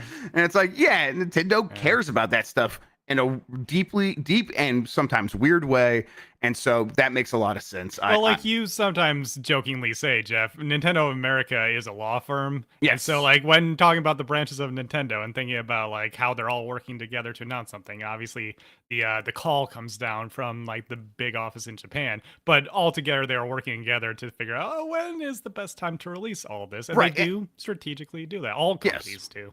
And NCL, Nintendo Company Limited in Japan, would be aware of the American election and stuff like that, and they would factor all of that in. They maybe don't want to be sometimes, but yeah. Yes, definitely. I'm kind of curious at this point. Do y'all ever just get tired of the anticipation? Totally. People are like, any day now, Switch 2. This is the big one. It's like, we know it exists. It's gonna get announced when it gets announced, dude. It's the same weariness that I've started to develop when we were talking about Activision buying or Xbox buying Activision for so long. Sure. Yeah. And that just got drawn out for what felt like 12 years of my life, even though that happened Get to that in a last second, year. The breaking news. Yeah. Sorry, breaking news. Yeah, I'm my default mode, Sean, is this will happen when it happens. When I'm just out there living my life, when I'm playing games, when I'm spending time with my family, I am not walking around oh, the Switch 2 could happen at any minute. When I'm putting together the news for Game Best Mornings, I was like, yeah, that's fun to talk about. Whatever, it's no harm. I know some people get frustrated by it, but it gives us something to have a conversation on, and it is it's news. When we're in that mode, it's it's worth talking about. But day to day, I find it much easier just to accept that Nintendo is at the very least difficult to parse. You can't just go to the pattern of what happened last time. That was several years ago in a completely different world. And so I think it's best to just not anticipate, enjoy the games. I'm looking forward to Brothership. That's where I'm at, and I'm just going to keep being there. Yeah, I'm ready to visit Concordia. Yes. Speaking of Concord, that was a lob. Yeah, well done, sir. Jason Schreier just reported on Twitter that Sony is shutting down Firewalk Studios, the makers of the recent shooter Concord, which, this is not too surprising. So Concord came out, got pulled from sales because it sold something like 25,000 copies. It was disastrous in its launch. There was early word that they would, the early word was from a blog post of them explaining them. They were taking it down, saying, we'll try to figure out what to do with this going forward. I think at the time, everyone was like, okay, yeah, try something, but I don't think it'll ever be Concord again. And that whatever will be like reused assets and something new. It sounds like that will not be happening from Firewalk Studios because the studio is shutting down. Now, does that mean that everyone at that studio is losing their job? This is breaking news from Jason, so we don't know exactly the details. Are some people going to other studios, or is it everyone is just cut loose? We don't know. But on its face, Firewalk is done. Concord, even more done than it was before, it sounds like. And again, not too surprising. It stinks because it feels like this team was kind of just sabotaged. They walked up to a buzzsaw of just you make a game as good as you can, and you believe in it, and sure, not everything is like, are these characters as appealing as they could be? It's like, I don't know, but if some look pretty cool and you put it out, you hope it finds its audience, and the audience was just. The buzzsaw was the audience was so ready to dismiss this game because they just didn't even want to pay attention to it. They didn't want to care, and you can't participate. You can't anticipate that when you start making this game forever ago. And I know there was reports it was 8-9 years in development, but even if if the active development was the last 4 years, right? That's more accurate. Yeah, you can't anticipate even in that time frame what people are going to want 4 years from now. So I really feel bad for everybody that worked on this. I still want to really talk to the part of whatever team who looked at this and said $40, because no. On top of that, just I know there were so many issues, but that was the thing that turned most people away. On top of that, it just seems like Sony was promoting and acting like this game was an existing franchise that we all had an fondness and deep relationship with. They told us to, yeah. And that was the playbook, right? It was like, here's the cutscenes, so you care about these characters because that's what you come to Sony games for. We're running the Blizzard playbook on that one of why was Overwatch successful? Well, let's just do that. Yeah. And I know when Concord got initially taken down, we joked about that next level anthology series of what's going to happen to that episode. And now I genuinely am curious as to why did PlayStation push to have an episode featured in this very limited series if they didn't believe in it or want to put more effort behind it or let it cook. Yeah. I mean, it's probably, it's one hand, not necessarily knowing what the other is doing, where it's, right. Sure, Sony doesn't have a massive ad campaign on the sides of buses for Concord because they don't believe in it in that way.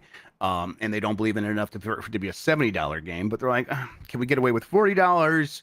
We do have a team that does just go out and make deals. Can you do something, get creative, think of some way to get some juice for Concord? All right, we talked to the creator of this show and we pay them a little bit of money to get an episode in there. These things just happen at big corporations that way. And maybe does that explain how we end up with a Concord in the first place? Maybe a little bit, but I think this is such a unique position of there is no, you can't unravel this and understand all the bad decisions that led to Concord happening, right? No. It's such an organic thing of it just goes bad at some point and no one can really pinpoint exactly where. I'm so curious about there's obviously a lot of, lives impacted by this and jobs lost, and that's terrible, but dollars lost because PlayStation bought Firewalk Studios in 2023, which seemed like a big vote of confidence, right? Why would they do that? Unless that they thought this was important. And it was, a big part of their push into live service games and all that stuff. Well, what's the state of that now? Because this was this is as Segas, disastrous an outcome as you can imagine. Yeah.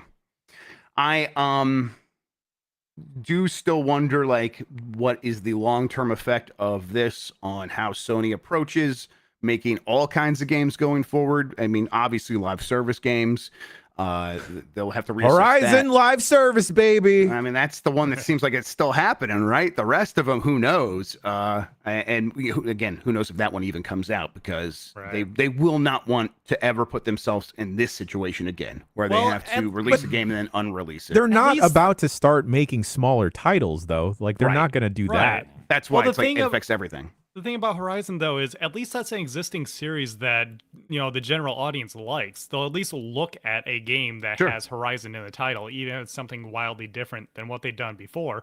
Nobody knew what the hell Concord was. Like, what? Yeah. It just felt odd to hype that one up as our next big thing, while also undermining yourself. Like Jeff said, it's a spider web of a million bad decisions. Yeah, and like, if you look across the pond to like different like 5v5 or like hero shooters, right? Like Overwatch is testing a mode where they go back to 6v6. So yeah, like Overwatch doesn't have the answers either, right? yeah, like the hero shooter model is Well, yeah, already 'cause- troubled and unsustainable as is. Well, yeah, once you've lost people, you've lost them, period. Like, I noticed someone in chat brought up, like, Evolve back in the day. That went free to play because it wasn't doing so hot, and then that didn't help it. But, like, people were just over the game, I think that's Yeah. what the problem is here. If you don't set a good first impression, that's when your game is just over. And that's why something like, Concord, no, free to play would not have completely saved that game. But if it was free to play, people would have gotten in the door. And then from Sure. there, it was up to the characters, the modes, whatever. And they just didn't have that benefit because nobody wanted to check out in the first place. So. Yeah, apparently they also closed Neon Koi. There's an internal email here from Herman Holst. I know none of this is easy news to hear, particularly with colleagues and friends departing SIE. Both decisions were given serious thought, and ultimately we feel they are the right ones to strengthen the organization. Neon Koi and Firewalk were home to many talented individuals, and we will work to find placement of some of those impacted within our global community of studios where possible. I am a big believer in the benefits of embracing creative experimentation and developing new IP. However, growing through sustainable financials, especially in a challenged economic environment, is critical. Holy moly, man, that's a fucking sentence right there. While today is a difficult day, there is much to look forward to in the months ahead from the studio business group and our teams. I remain confident that we are building a resilient and capable organization driven by creating unforgettable entertainment experiences for our players. I mean, yeah, if you are going to learn a lesson from this, if you're Herman Holst, it is we do not have the power to just manufacture a hit out of nothing. We are not, it turns out, Valve. Like, we can't just be like, here is Deadlock. Right. Like, here's Deadlock. It's free to play on Steam. Do you care? Turns out, yeah, there's going to be a lot of people who just are looking for that kind of game on Steam. Valve understands it. They put it out there. It's going to find an audience. Sony even can't. Valve can't do that every time. Artifact was a giant flop, You're right. and that You're was right. shocking. Yeah. Well, right. Yeah, I good think point. that was another bad first impression thing where Artifact did a lot of things wrong out the gate, and so people just wrote it off instantly. Yep. Yeah, and it's going to happen. But I think the shocking thing for me continues to be for it to happen for such a big budget game from a first party that can kind of talk to their audience. It's that audience seems more fickle than ever, and I think that is the challenged economic environment is that people are a little bit more mindful of the money they're spending right now, and every dollar adds up in a way that hurts a little bit more than it did before because of grocery store prices and high gas prices, although they're coming down, but whatever, people still feel that. And what choice do you have though? When your game's done, you got to put it out. You got to put it out in the environment that exists. So when you're greenlighting these games in the first place, like what are the things you're looking for to make you feel comfortable to say yes to a project these days? And I just don't know what that looks like other than a sequel to a known quantity. And Neon Koi, they were supposedly working on a AAA live service game of their own. That was supposed to be the strategy, man. And like, well, is it now? critically, they were a mobile game developer, so it's like, was that where Sony's Genshin was going to come out of their MiHoYo game? Like, I wonder what all of that was adding up to over there. I don't know, a lot of weird decisions in general. Question for you all: how does a game like Dead by Daylight continue to survive and thrive when we see these gigantic AAA games as a service just crash and burn constantly? Legacy. Yeah, and like just like appealing to like knowing your audience and having a stranglehold on that audience. That audience knows where to go to get that stuff, and that audience isn't necessarily super well served by a ton of different choices. Either there's more, that genre has more than just that game in it, yes. But Dead by Daylight is the one that, like, you know, first movers advantage, and then also they just continue to make the deals to keep it relevant. And so people like, I have my sunk cost in here. I have the skins that I liked, and if I'm gonna go to one of these games to buy more skins, I'll come back to Dead by Daylight. Yeah, it's something that released in the earlier days of streaming. So streamers, caught on with it, and then the audience said, "I want to play the game that my favorite streamer is playing." And so that's what I mean when I say legacy. It's like it's built up this reputation, so it's cemented itself. That's why Fortnite got so big. It's because it was available, being free to play. A bunch of people hopped on a train. Popular streamers got even more popular playing it. It was a snowball effect, and that's how something like Dead by Daylight continues to exist. But something like Texas Chainsaw Massacre, which is not doing something radically different, that doesn't catch on, like regardless of size of the team, size of the game, anything like that, just because people are like, well, I'm just gonna already play this one they already have. I'm curious to see how Marvel Rivals is accepted. Once it officially comes out. Like, I know the betas have been very popular. It's had some really good buzz. Really hit, but I'm curious, like, once that is out, is that gonna capture like the lapsed Overwatch players or people, the Marvel folk? Kind of captured us for that reason. I mean, the one thing we see these live service games doing is depending on IP, even, outside of its own thing, right? That's why, Fortnite's been doing it forever. I mean, things like Magic the Gathering, right? Like, well, here's the Lord of the Rings card set. Here's the Final Fantasy card set. And I'm always like, oh, that's kind of neat. It's also kind of sad in some ways, or pathetic even, right? There, there certainly is a lack of originality these days. All right, let's move along here. U.S. Copyright Office refuses to allow remote access to out-of-print games for libraries. So the U.S. Copyright Office denied a petition to allow remote access to out-of-print video games. Basically, the idea was going to be that libraries have physical copies of these games, and they were going to be able to virtualize those games and offer limited access to a certain number of people at a time. Basically, the way like the EPUB rules work, that they have to deal with publishers, where it's like you can let someone borrow this EPUB version of our book so many times before you have to like re-up the license. And they're like, hey, we want to do the same thing with video games, remote access to our games using emulation or whatever, cloud streaming, any sort of way of actually solving this. And the U.S. Copyright Office sided with the Entertainment Software Association and other industry lobbying firms to shut that down because, well, not because of money, because like 90% of these games are not for sale and are not generating income for anybody. So it's just to protect copyright in every which way, because these companies, at this point. Yes, it's petty. It's frustrating. Obviously there are, you could see how it could get out of hand. What's like someone could just say they're a library and do it, whatever. But it's like, there's ways around that. Obviously, just write the regulation in such a way that accredited libraries, accredited universities could do this, and it's hard for anyone else to actually get approval. There's also already websites where you can do exactly this. Just like click a button and start playing a ROM that will play in an emulator that boots up in your browser. That stuff already exists. So it's not like preventing libraries from doing this is going to wipe that stuff or going to keep that stuff off the internet. So I just don't see why they fight this stuff so hard, other than the lawyers are just going to do what lawyers do. Yeah, I don't want to misquote anyone, but I remember in an old episode of the Video Game History Hour where Frank and Kelsey were talking about this subject. Yeah. And Frank was sort of like getting really agitated because he was like, something you kind of just said there, Jeff, of these things already exist illegally, and we're trying to make it legitimized and have it be regulated and everything like that, and you are preventing us from making this legit. And like, you can do whatever you want to the illegal stuff, but we're trying to make this legit, and you're preventing us from doing that. It's just like weed. Yeah, right. Yeah, legalize it. Legalize it. It would make it, technically probably easier to go after the illegal ones at that point, right? Because it'd be very clear how they are violating stuff, and maybe you could build the enforcement of that into the regulation that permits these things to exist legally from libraries. I want to quote Frank's post on this subject word for word. He said, "The moment I became the Joker is when someone in charge of copyright law watched my GDC talk about how it's wrong to associate emulation with piracy, and their takeaway was emulation is associated with piracy," because they quote him in some of this, like some of these documents.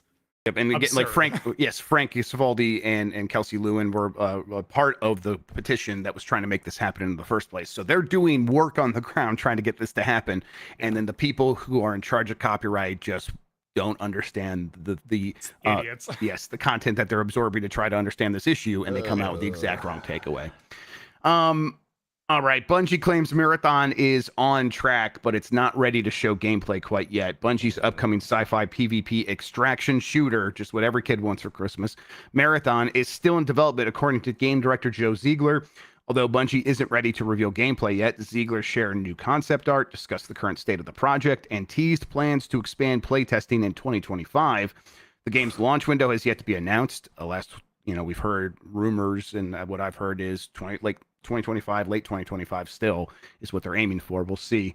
But it's expected to release on Xbox Series X and S, PS5, and PC, the Sony game from Bungie, because they own Bungie. Bungie and Sony reportedly are considering a $40 price tag. Pressure's on this one. Wow, I'm glad I'm not working on this game. Holy shit. Yep. Yeah. I mean, that's the kind of thing I've heard out of Bungie as well, because there were a lot of people either let go or sent over to Sony, and it's like apparently a lot of people sent over to Sony are like, kind of glad I'm not at Bungie anymore. That's a mess. So sucks. It sucks. Yeah, I mean, the thing that Marathon will have that Concord didn't is it's very easy to sure Marathon's an existing IP, whatever, that barely counts. Doesn't matter, right? But the thing they could say is, this is the next game from Bungie, and that means something. That means a whole lot. It's kind of like Valve with Deadlock. You can say it's the next Valve game. Here you'd say it's the next Bungie game, and that does hold weight there. Except people will want to play the new shooter from Bungie every time you say that sentence. So it'll help a little bit. But, there's still Destiny happening. They're still going to be updating that. I am ready to be wrong, and I am ready to fall in love with Marathon. For the sake of video games, I want Marathon to be okay to good. Would be cool. Yep. Yes, it would be cool. The last we heard about this game from recent reports were that the sentiment internally around Marathon is not positive. So we'll see. Well, hey, it's a marathon. It's not a race, guys. Take your time. Get the host off the show. I'm streaming and you can't kick me out. I do wonder what that larger Bungie fan base or PlayStation fan base is going to think of the extraction shooter model. I know that has a big fan base with Tarkov and stuff like that, but is it going to kind of cross pollinate people who maybe are hoping for old school Halo? I did lie and I said that the Call of Duty thing installed everything automatically on Steam. The one thing it didn't install was DMC, which they shut down, right? Is that even still going? Oh, DMZ. God, I was like, Devil May Cry. DMZ. DMZ, I should say. Yes. Well, that's within Warzone. Okay. All right. Activision was smart. Activision was smart. They were like, ooh, extraction shooter trend. Let's make it a mode in our free-to-play game, see if it catches on. And as far as I know, it didn't. Right. So, I don't know. You say extraction shooter, I'm immediately noping on out. I'm immediately gone. If you Google... It's the most boring concept for a shooter. If you Google extraction shooter, the second result is from the Marathon subreddit asking... What is an extraction shooter? I mean, we probably mention this all the time, and people are like, the answer to that you guys always say is it's like Tarkov. I still don't know what that is. So you start the game up, you are in a world, and you gather resources by gathering resources and fighting people, and then you extract, hence the name. Right. If you extract, you get to keep those resources. Right, and the resources used to do more things in that loop. Right. Is it like that one mode? It is my understanding. It's like that one mode in Division. Yes, a little bit. Right. I think that was like a proto version of this stuff. That's kind of fun. Yeah. I mean, the idea of, okay, so now I have survived several extractions, so I have a very powerful character that can now take on anything. So you get a bit confident.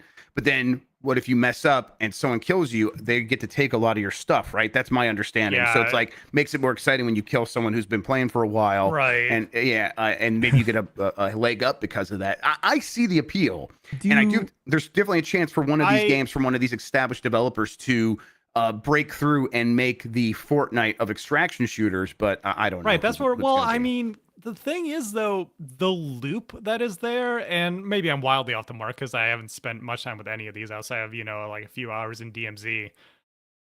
I am kind of having that thing of how is this better than like a closed loop like Borderlands back in the day or Monster Hunter nowadays, where I go in with my friends, I defeat an objective to get the stuff that looks cool and allows me to take on the bigger bosses in the game. I've never understood like why people like it's the crack cocaine version, right? Where it's like, yeah, like the one, it's like just a little bit more amplified because there's a little bit more on the line. Because if you do die and you can't get out, like that feels bad. So when you do escape, extract with that stuff, you get a little bit of a rush. I think that's what people like. I just don't know if that's going to catch on with a lot of people. It might not. I don't know if y'all remember anything from the trailer, but I put it on for myself here. And y'all remember when they're using futuristic space, cybernetic space silkworms to 3D print someone? I do remember that. Oh. I thought that was neat. What is this game? I don't. Oh God, Yeah. What is this? I mean, hey, look, of course I wish that they were like actually rebooting Marathon into like a new single player first-person shooter that also had like, you know, just deathmatch modes and whatnot. Yeah. But yeah, not the world like we live why in. could this not be coming back as sort of like the Wolfenstein versus Doom, you know, like we can have both and they do different things. Like why can't this be maybe their Doom to like you know, versus Halo? Like I'm mixing metaphors, but you know what I mean. It would have been a good excuse for them to basically be able to make a Halo again without making a Halo. Exactly. Sure. Like they have Destiny now and that's like live service. This could have been their more single player offering. I don't know. Did you guys ever play Classic Marathon? I think it got released on Xbox 360 at one point or something, and it's like I don't know if it's a fan version or something, but a version of it is on PC now. I believe. Yeah, there is Classic Marathon on Steam, I think. Yeah, it's just called Classic Marathon. It was Doom for Mac users. Yes, kind of how I remember. Yeah. All right. All right. Let's do this one. Starfield 2 will be one hell of a game, according to ex-Bethesda designer Bruce Nesmith, a former Bethesda designer, believes that Starfield 2 will be excellent because Bethesda will learn from the mistakes of the first game. Now, this does not sound like he's saying there is a Starfield 2. I've seen it. What he's saying is, remember Assassin's Creed 1? Remember Mass Effect 1? You remember how good the sequels were to that? Yeah. The same thing will happen if they do a Starfield 2. You and Emma said this last time, though. It used to be that there were 2 years between those things. There was like 2 or 3 years max between a 1 and a 2 back then. And now we're talking, maybe we get a Starfield 2 in 15 years? Like, yeah, that doesn't help anybody. Jeff, I used to say this on our podcast all the time when they were like talking about Starfield and making it. I said, I don't think they should make Starfield. I think they should just hurry up and make more Elder Scrolls and Fallout. And I would get yelled at like, no, it's good to do something new. I get it.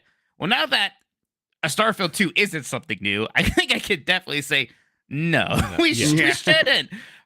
It's just so hard now. If a Skyrim and a Fallout make 8 years to make, to interrupt that cycle, which is already, it's too long, right? There's too much of a gap between Skyrim and when Elder Scrolls 6 come out. It's going to be too big of a gap between Fallout 4 and whatever the next Fallout is, right? And you got to figure out ways to fix that, but you can't exasperate that issue by throwing in a Starfield 2 there when the last Starfield, and I know some people like Starfield, it's not a bad game, of course, but is it really worth adding another 8 years of wait onto your next Elder Scrolls and Fallout? If you really want to make a Starfield 2, you've got to maybe figure something else out than just having that core team be a part of that process. I like that Mike has already made this a more interesting conversation, because this statement when I read this was just the most no shit moment I've had in a long time. Oh, yeah. Like of course you can learn from mistakes. Learn from their mistakes. What? So I actually don't know the context that this came out, Jeff, but like this feels like maybe a statement that people are twisting a little. 100%. Yes, that's what definitely. Okay. It's just like seeing the Starfield 2 in headlines. I think people are like, wait, do I even want that? What would that mean? That's more interesting conversation. Right. That's the conversation 100% we were going to have here. Yes. Yeah, okay. And then I think, okay, so let's talk about like Starfield then. Would a Starfield 2 even be the best use of their development resources if they were going to continue Starfield, or should they just keep improving Starfield 1 to make it a better game? I think that's the better. Yeah, but even that expansion that came out this year, right, kind of seemed like it came with a big wet fart. Oh, it was bad. Yeah, it was like most people really, really, really disliked it, except for Greg Miller, and then who loves it apparently. But I still think The right answer is probably move on and go all guns blazing on Elder Scrolls 6. But I don't hate the idea of a small dedicated team doing updates to Starfield once a year, kind of similar to No Man's Sky. Yeah. I don't know if I want to say that, like, oh, I get it. Like, it sounds depressing. Like, you have to work on these 2 franchises only forever now. I get that. Maybe you try something new again. Yeah. I don't think you go back to Starfield. You gave it a shot there, and it's something, and it can live on like it was. I don't even know what really changes in, like, the next 10 years, because I feel like a lot of Starfield's problems is just the realities of making video games and how much of that game that they dreamed about is actually something you can make. And I don't really see us being able to make that idealized version of that game really, or at least Bethesda being able to make that game at any point in the next 15 years. Yeah, exactly. I think it may have been a little too high concept for what we can reasonably do in maybe any video game ever, with the way Todd was talking about. I'm curious, like, Jeff, I know you like Starfield a lot more than the rest of us. 3 out of 5, a pretty good game. Where did you land on, like, how things are laid out? Because before release, you were like, well, yeah, space is empty. You're gonna have some empty space. And then afterwards, I think people looked at it and were like, no, actually, this is maybe not this empty. Maybe not this empty. It's like they don't give you the chance to be excited by the emptiness because you never stumble across anything that interesting. Like, that was the hope. It's like, it's okay if 5 moons are completely barren if I stumble across a really cool bespoke pirate enclave on this one moon. It's like, no, they're all kind of empty and they all kind of have the same dispersion of pirate bases as any of the other ones, so it doesn't feel special. And then when you do land on a planet that ostensibly does have something, the same thing happens every time. It is an 8 to 12 minute walk to the interesting thing, where it's like, boy, you got to give me something in the first 2 minutes. I'm kind of ideally maybe 30 seconds to get to something I care about, but 8 to 12 minutes, man, I am going to be thinking about all the other things I could be doing in that time. And so they're just, the structure of how the game doled out exploration was not great. That was where the game broke for me. So, like, the valleys could have made the peaks seem higher, except the peaks weren't that high to begin with. Right. It's all just kind of in that middle muck. Like, even when, like, some of it, like, could be a peak, some of it could be a valley, it all feels the same in the end, which is really actually maybe a worst case scenario for Starfield in terms of how that feels, which is why I didn't care enough to get into the loop of playing over and over again in the way the in-game stuff works, because it's like, for me, I need the early exploration to be the propelling factor. Yeah. All right. Black Ops 6 tops the UK charts, but physical sales are down 10%, likely due to Game Pass. That's kind of the reason I included that here. It's like, yeah, this is about the number you would expect physical game sales to drop when Game Pass becomes an option, right? It's like, it's still selling very, very well. It's going to make a lot of money, but about 10% of people are going, I'm just going to get it on a Game Pass. If you told me it was 10% just because of, like, natural shift to digital, I wouldn't even bat that much of an eye at that. Right. So yeah, 10% drop in physical sales, that's nothing. If nothing else, the Call of Duty app putting it front and center as an advertisement could be attributed to people switching more towards digital as well, because it's so easy to purchase, right? Yeah. Yep. But yeah, it's there's Sonic Shadow Generations was number 3 on the chart, just behind EA Sports FC. It sold like they sent out the tweet saying it sold 1 million like on release day. Yep. It seems like that one's doing very well. Which one? Absolutely. Generations. Sonic Generations. Okay.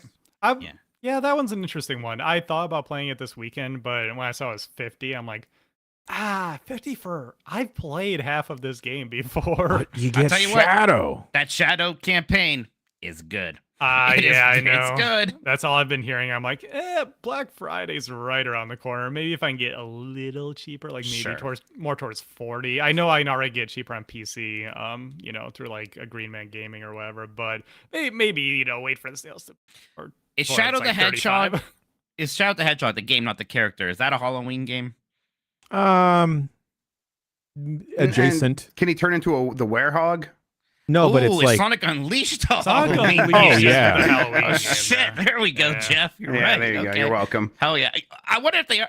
So I think that's like the only of the Boost games they haven't remastered. I wonder if they are going to remaster Sonic Unleashed. I kind of hope they do. Even though I don't if like they that could game. Fix the werehog stages, it would actually be a decent game, because the daytime stages are actually fantastic. Maybe the best of the Boost Sonic levels, Yeah. Classic Halloween monster, the werehog. All right. N64's Shadow Man and Turok 2 have been added to Nintendo Switch Online. They're part of the expansion pack. They're probably in the They're mature. in the M. Yes. Yeah, the M in 64. It's good to have them in there just to fill that thing out because it looked a little awkward just the 2 games in there. That's right. But this is weird because both of these games, right, are already on the Switch with remastered versions. Yeah. From Night Dive, and they're Dive. both good remasters. And I don't think either of these are great games, although the remasters are very good. Shadow Man is probably more interesting because it's kind of like Mario 64 meets Tomb Raider with the aesthetics of Soul Reaver in a way. So there's something interesting about Shadow Man. Yeah. So I can understand people being like, I want to try these games, and I'm okay just playing the original instead of spending money. Based off of the 3 things you listed, though, Mike, I need everyone to temper their expectations by 1,000%. Yeah, it probably does. It's not as fun as what I just explained, to be honest. I know that sounded amazing, but when I say Tomb Raider, I mean a lot of PS1 Tomb Raider kind of muck. Control and vibe in some ways. It's a very interesting game. I don't mind them adding here, but if you really wanted to play Turok 2 or Shadow Man, then you should just wait for one of those Night Dive Studios remasters to go on sale. Yakuza Kiwami on Switch is selling like hotcakes, according to Ryu Ga Gotoku Studio. Claims who? What's that? Who claimed that, Jeff? Ryu Ga Gotoku. Okay. Okay, I'll do my best. The Nintendo Switch version of Yakuza Kiwami, a remake of the original 2005 PS2 game, has had a strong start, according to Ryu Ga Gotoku. Better, actually. Yeah, I think the faster I say it, the better it kind of mumbles out. Right. Yeah, basically, this game's been out everywhere, and now they're starting to finally trickle these games out on Switch, and they have primed the pump, right? People know about these games now, care about these games, and I think people on Switch were ready to oh yeah, I would love to have this. There's a certain audience of gamer that's like, no, I travel all the time and I just only play games on my Switch. I don't know what a Steam Deck is. I don't care. And a game kind of doesn't exist until it's on Switch, but I have heard of these Yakuza games and people say I should play that. Now it's here and they're doing exactly that. I don't know why the prospect of infinite wealth on a Switch made me excited and I got the tingles thinking about it, even though I've played it already. Yeah. Well, I mean, forget about the Steam Deck, like a lot of other people. I know. It was I know last night. games I'm the same way. I have my ROG Ally X, and it's great. I play a lot of games on there. I'm playing Metaphor in there right now. And yeah, if you're they're bringing Metaphor to Switch, I'm like, that's hot. It's still it is on Switch, isn't it? Metaphor, no. Metaphor, no. What am I thinking? That game would run like Garbo on the Switch, man. No, it's still cool for the people who don't have those, portable PCs, which is most people. So it's still cool that these games can get out to that audience. And I can see this doing well on the Switch because the Yakuza games are notoriously dense with stuff to do.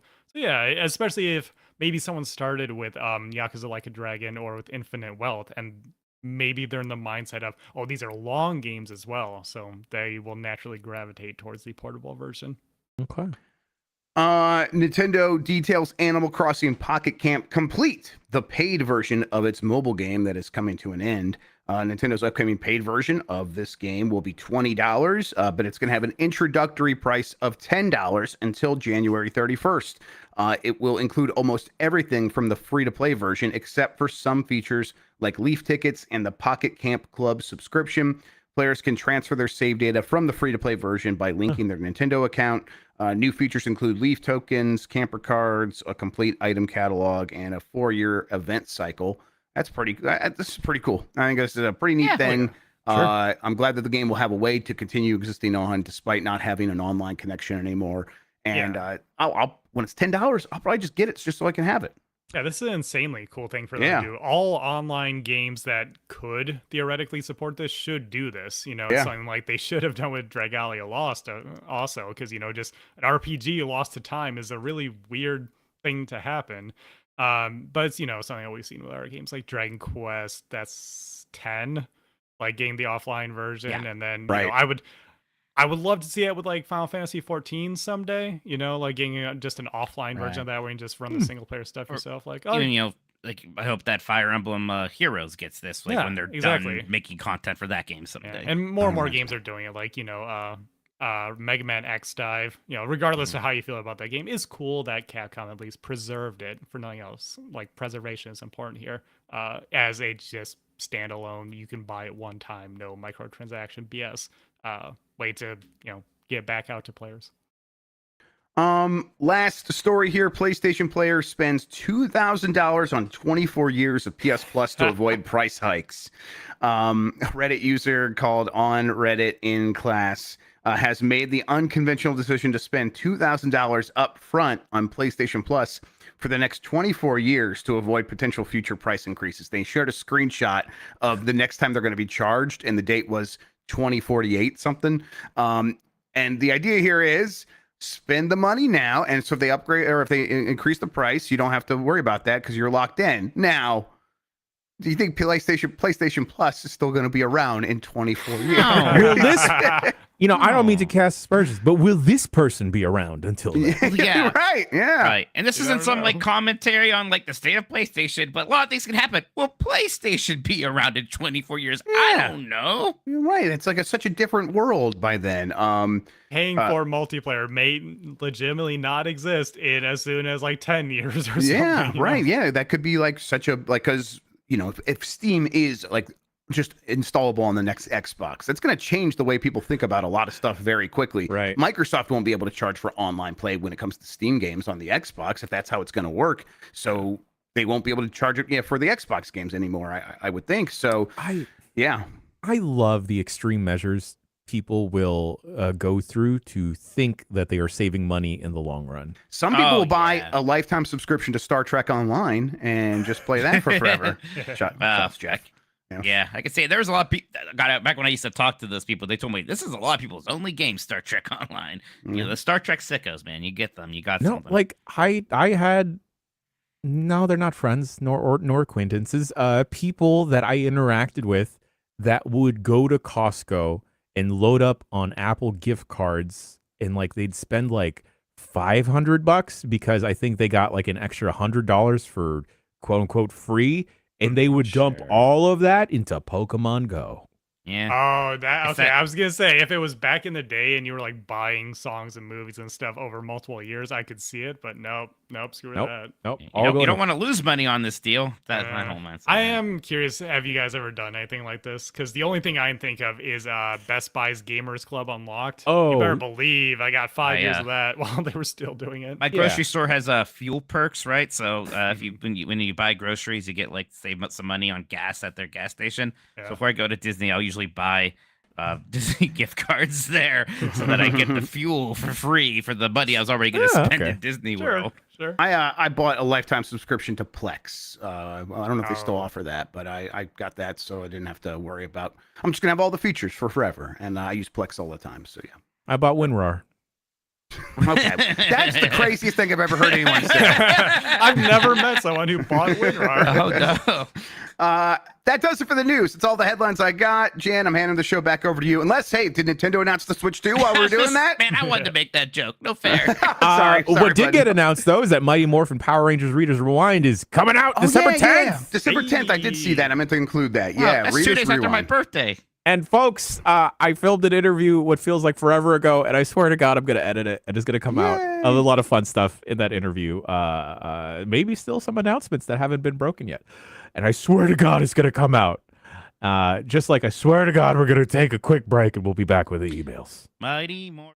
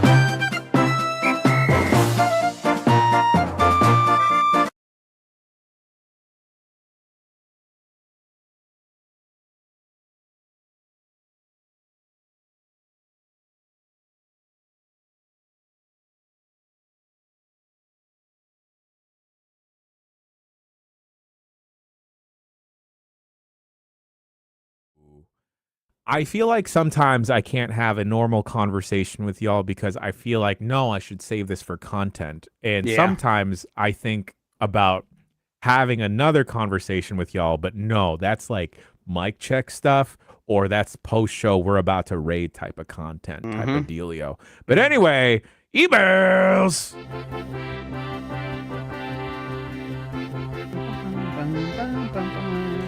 Emails. Spotlight. Bombcast@giantbomb.com is the email address to send your emails to. You can send it anything and everything you want our way, whether you have a fun little quiz you've made, or you got a query, you want to treat us like a diary, or treat us like a Twitter machine, please send your emails through. I read any and everything. I also unsubscribe from all the dang newsletters you sign us up to. Someone started signing us up for the Ohio obituaries, so I'm up to date as to Are these the same people who had a seance for me at the Halloween party? Should I be worried? Mayhaps. Am I dead? We all got ask bad news. We all I've been ask dead for ourselves that 12 question. We're not actually podcasting, my Oh God, no! Oh, this is like that Robin Williams movie. Flubber. Yes, It's just like Flubber. Damn it. it's just like Flubber. First email comes from Reg McFly. Dear Bombcast, I'm a WWE guy, and my best friend is an AEW guy. We both like each other's shows. However, today I described him as a shoot mark. This is your fault. Love you all, Reg McFly. Look, Reg. Absolutely, it's our fault. Also, Reg McFly sounds like a name if a fly was pretending to be a person. I like it, but Yeah. that's what it sounds like. I don't remember what the name of Marty McFly's older brother is in Back to the Future, but if you told me it was Reg McFly, I'd be like, that Right. sounds right. Yeah. Travis from Fargo normally dominates or has dominated the email section for the past month or so because of their rapid fire questions. Now, emailer Jarrod has gone in on the mix and provided a bunch of rapid fire questions. Real quick, can I out Travis? Sure. What? He's doing the thing where he he writes those emails, he sends it out to all the podcasts, and I heard the same round of questions on the Next Lander podcast. This email Busted. this harlot, this tramp out there just sending my emails God. to anybody who will have them. Travis. All right, well, I'm deleting a good chunk of these emails then. Travis, you hurt my feelings. Travis, I thought we had something. Jarrod from Everett writes in, my two cats like to eat pastries. If I left a croissant out, the older one could easily scarf down a third of it before I could stop him. The younger would just unwrap it like a Tootsie Roll. My question, would you still eat a croissant or other pastry if your pet took a little nibble? Oh, cat mouths are really dirty. Yes. Could I break off like the touched part and like just like create a new? I think It's we would not all like a- do that. It's not like a let's say you zombie cannot bite. do that. Then probably not. Nah. Probably not. Yeah. No. I'd do it. I trust my dog. Yeah, but Scout's clean and pretty. Yeah, Scout's good. No, see, the thing is, my freaking dog has pretty privilege, and we all know that's a thing with people. Right. It's actually the nastiest of True. all dogs. Yeah. Yes. Like, if Scout likes to, like, kind of hug people or jump on people, and if Scout was maybe a bigger dog, people would think I'm a terrible owner. Instead, they're like, oh my God, this cute little corgi wants to hug me. Jarrod, if I find out you're freaking two-timing us on these goddamn emails, you're cut. They write in again. What Pokemon would make a cool sports team mascot, and what sport would it be? Ooh. Squirtle for water polo. That's Okay. good. Or like a seaside Blaziken- town. Blaziken for soccer. You know, it's got those kicking. Yeah, I was- Cinderace I is a was- boring answer. What about Hitmon Lee for soccer? That's the kicky Ooh, one, that's right? good too. Yeah. There's a Ooh. lot of Okay, kickers. okay. You know, I bet Sprigatito is already on stickers for like edibles. absolutely. 100%. Yeah, Yeah, that's my 100%. kind of sports team. Yeah, Right, weed cat, baby. All right. Competitive weed selling. All right. Jarrod also had a question for Dan, but Dan's not here. I'll read it anyway. The discussion about Dan and metaphors made me think about how it would blow Dan's mind to read Roland Barthes' Death of the Author. How has he not already? I'd love to hear his take on that. Jarrod from Everett. It would blow Dan's mind to listen to himself talk about something. Yeah, he's like, I He didn't never say does that. that. That's why he is the way he is. Someone posted in a Discord the other day about an older Giant Bomb video where Dan says, yeah, people who just like really use the wrestling lingo all the time are so insufferable. I can't Yeah. stand Oh, it. yeah. Yeah, he definitely said that in the I past. need to Yeah. hear that. That's incredible. Oh, yeah. God. Look at the growth then, folks. We should Yeah. get a, Yeah, in the wrong direction. if someone wants to send in, like, did Dan say this or not? Oh, that's Quiz. good. That could be a That's fun one. Maybe we Ooh. do that sometime. I still Oh, want is it a Metal Gear or Metaphor Fantazio quote quiz Yes. for Yeah. Dan? Yeah. Y'all hear when People are still playing that game. when Take a Mahardy time. did that to him the other day on Fire Escape? That was No. really I've been hitting Fire Escape for my travels on Friday, so funny. Okay, gotcha. Well, you're Yeah, you're in a blood feud with Mike Mahardy as far as the emails are concerned that people are Damn. talking about, y'all. Oh, really? man. I like Yeah. Mike. No. I You I hate feel him. terrible when I actually call him Matt, but I love him. I was gonna say, who's Mike? What are you talking Yeah. about? I only know 3 Mikes in my life. All right. That's shocking. You know so many white people. How's that possible? Yeah, how's that possible? Next email comes from Cosmo. So, Not white. He's Italian. as Halloween is around the corner, it's the time of the year where I secretly manipulate my 6-year-old into picking the costumes that I already bought for our family. Good Smart. move. This year, he will be Link, so I can be Ganondorf, my wife Zelda, and my almost 2-year-old daughter, a Bokoblin. Yeah. Cute. Oh yeah. I started him on Ocarina of Time, indisputably the best starting point. When he got to Queen Goma, he was a little scared, but my daughter was fine. However, after the fight, when the Deku Tree started talking, she freaked out and was crying hysterically. Yeah. This is pretty much her first time ever getting scared, and it was obviously a little confusing. I picked her up and told her it was just a tree, but after the Triforce cutscene ended and the Deku Tree was on screen again, she began quietly sobbing and whispering to herself, "Tree." Oh my God, that's so cute. Trees don't Oh, talk. She's trying to calm herself down to say it's just a tree. Oh my God. Aw. I have 2 questions for Dan, the resident child expert. Don't worry, we have a father on the team. He can actually address this. Yeah, Mike. I got this. Don't worry. Secret families are still families, all right? Yeah. How do I prevent my daughter from being afraid of trees? And 2, what's the scariest fictional tree I could show her? Thanks, Cosmo. I think that tree with the hanging skeletons on him from Nightmare Before Christmas is kind of scary.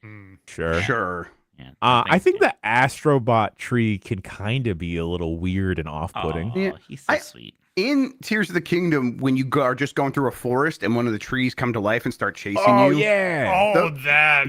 That got both my daughters are playing that right now, and both of them are like, I hate these trees, yo. Dude, I'm that like- jump scared me the first time I saw it because Yeah. it came from off screen behind me. I was like, why is the tree moving? Yeah, it's kind of terrifying. Yeah. Snow White 7 drawers has scary trees. Harry Potter has the Whomping Willow, which is a tree that will kill anybody that comes near it. And they just like, we should put this next to the school for children. Yeah. There's a lot murder of tree. God, There's Harry a lot of Potter's messed so up stuff in there. Harry Potter's so fucking stupid. Yeah, And I say that- he had to think about it like less than one layer deeper to get so stupid. God, and like I liked that that franchise still. It's so fucking stupid. It's, Wizards it's easier are to so fucking dumb. You have all the magic in the world, and you're still gonna look like an unhoused person all the time. You fucking can create anything with the power of fucking magic, and Yes. you live in a fucking shack. Why does Sirius Black look like? We can't do this right now. Anybody No, who yeah, wants save yourself.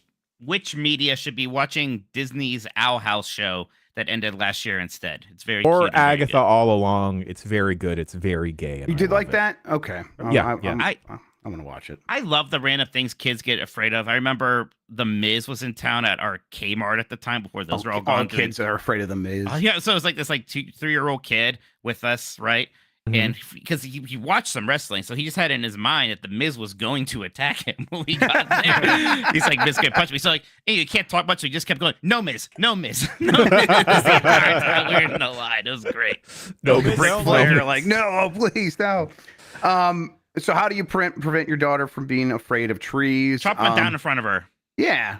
Assert your dominance Kill over the trees. tree. Yes. Kill the tree. Show your daughter like a wildfire happening, just like an old YouTube video. Do you think reading the Tree Giving genocide. Tree would reading the Giving Tree help or hurt? It might make you like humans less, but like trees. Maybe that's like more. stage 2, you know, like after she's a little more okay with the trees, you know. Watch Lord of the Rings. You'll like trees. Watch the Two Towers. Don't subject a child to Lord of the Rings. Oh my god. Sure, I thought it was safe. Dan wasn't here. Yeah, some of these emails actually ask for Dan's I have an email. expertise. Screw What? it. What? No, What? somebody sent me an email that they wanted me to read on the show. Dan, you No, could no, just no, no, mute no, no, them. no, no, All no, right. no, no, no, no, no, no, no, Hey, no, no, Mike. no, This no, could be no, interesting. no, no, Go no, no, for no, it. Excuse no. me. Excuse No, me. no, no. The Excuse me. email section is not for other people to read their emails. You just can't run willy-nilly over this show. I like this. Like, give Mikey a Yeah, mic. Sean said it's okay. He Hey, has Jeff. a mic. Oh, it said, hey, Mike, Jeff from Quebec here, breaking the emails meta by asking you to interrupt Jan's email segment with a surprise edition from your personal inbox. Hey. My question is, what do you think is the most widely unused gaming peripheral gathering dust in basements? I vote for the Wii Balance Board. Oh. Cheers. No, because that would imply that a lot of people kept their Wii balance boards, and based off the thrift store I visit on a weekly basis, they go from having 1 to 12 Wii balance boards in the span of a week. So people are Yes. getting rid of those. The balance board's too big, right? So it's Yeah. like people are like thinking about it, so they do get rid of it. There's got to be like a layer below that where it's small enough to ignore, and you just let it sit around. It's got to be the Guitar Hero controllers, right? I was going to Controller. say the drum set. For some reason, for me That's even specifically, bigger, right? I imagine the DJ Hero like mix controller thing, which is kind of big and heavy, but it's Yeah. like I don't think many people bothered selling it because it seemed more premium than a Wii Fit balance board. It's like, well, I gotta keep this thing, and it ruled. But what the hell are you gonna do with it? Well, speaking of fitness, do you think we're already at the point where it could be Ring Fit rings? Sure. Yeah, I like that thing. I still like. I don't play the game ever, but I use it for like just like getting those muscles in the back going. It's handy, yeah. but yeah, it could be. I mean, that Maybe thing sold a ton of copies too. Pisver too, and the original Pisver. Yeah, but no one. Yeah, bought but they the didn't Pisver. they didn't sell very many of those. Right. Yeah, that's what I was those- thinking about DJ Hero. I know it had some success, but not Yeah, sure. but nothing my- crazy. My mom just Hero found my guitar unopened success. Connect. Oh, Oh yeah. Sick. Yeah, just then they're threatening to give it to me, so I'll have a Well, yeah, Connect if I if can do Connect Connect counts, games for it would Light probably Club. be Connect, huh? Well, I guess so. specifically the Connects that came with Xbox One by default for a while. Yeah, right. Like, what Oh, I was gonna gonna do with say 360 because that sold like gangbusters. And Sold really well, yeah. Nobody has a Connect set up anymore. Is it actually just amiibos? Oh, I wouldn't say. I don't know if that's a peripheral. Amiibos are so good. Well, I would even say just like every asshole on the internet has them like displayed in their background for their Zoom calls. You know, Mine's Like, off over there. You can't see mine, but they're Okay, there. There's a then display thing for 'em. Skylanders are definitely collecting dust. Lego Horizons. and if anyone's got Skylanders Like, collecting Horizon's dust, not send them even to out. me. What are you talking about, Mike? I want to get my kids into Skylanders. That'd be fun. Send me a Yeah. lot. I'll give you money. The kids are playing Zelda, so they keep seeing this amiibo logo on the powers. Like, what is this? And I have like 1 or 2 amiibos sitting around, and I showed them, and now they're like, "Hey, maybe you should get more of these." Oh no, I can't become one of the amiibo people. Oh, it's fun. But What's who knows, everybody's? maybe Does Christmas. everybody have a favorite amiibo now that you got so many of them? I got Toon Link, and I love that one. It's my favorite. Or not Toon Link. Excuse me, Link's Awakening Link. I only have one amiibo, and that's thanks to friend of the site, Mike O'Leary. Shouts out for the Sora amiibo. Yeah, Oh, yeah, yeah, I I have like that. forgot that's out. I want to get because it's so ridiculous. It's just like how I love the Joker amiibo because I'm like that shouldn't exist really. I have every Metroid amiibo, and then like the one that I think is really cool is my friend got for me for my birthday one year. It's the Rockman 11 amiibo. Because Oh, the nice. the only way you could get as a standalone like amiibo package is by getting the Japanese one here in the US. It just came in that bundle with Legacy Collection. Yeah, and I have I have that one in the collection, and I really like the Smash Brothers Mega Man one. I just like the way that one looks. But that Simon Belmont Smash Brothers one looks great God, though. so I many love of the that. Smash ones are wild. Did y'all take them out of the packaging or did you keep them? I took them out. Took them out. I took him out. I had a few initially that oh my god, Jeff Grubb has a Labo. Labo, yeah. Labo, yeah, Is it's a this well? First of all, fuck Amiibo. Labo's way better. But no, is Labo collecting dust, or is it just too easy to throw away? I think people think threw it out. Ooh, Yeah. admit it.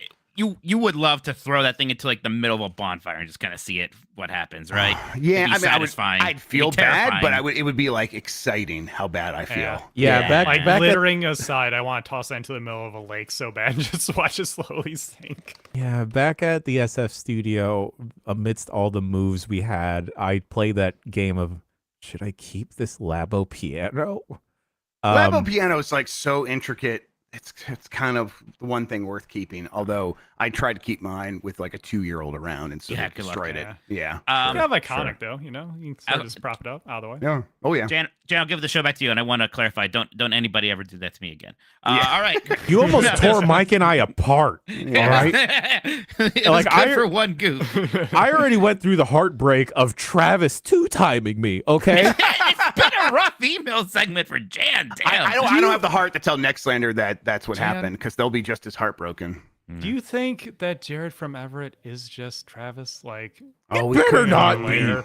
It better Whoa. not be. Talented Mr. Ripley situation. I don't know what that means, but that's probably what's Like, happening. here. I thought Travis had a good roundup of emails this week, and I included them. Now I'm not going to read them, Travis. Oh, okay, yeah, punishment, penalty box. But how good are they? They were pretty good. I was like, oh, this is good podcast discussion stuff. All right, last 2 emails. Yes, this one is about jeans and things that you like. Hey, all. The company I've bought jeans from for the last decade started putting elastic in their jeans, making them less durable. Did I check to see if they had some regular jeans? Did I switch brands? Nah, fuck that.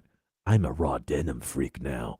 I'm making a clothes ladder where I can track how many wears a pair has since I washed it. I'm watching Mustache Men explain selvage and different kinds of looms. If the thing I Christ. like suck and the people who like what I like suck, does that mean I suck?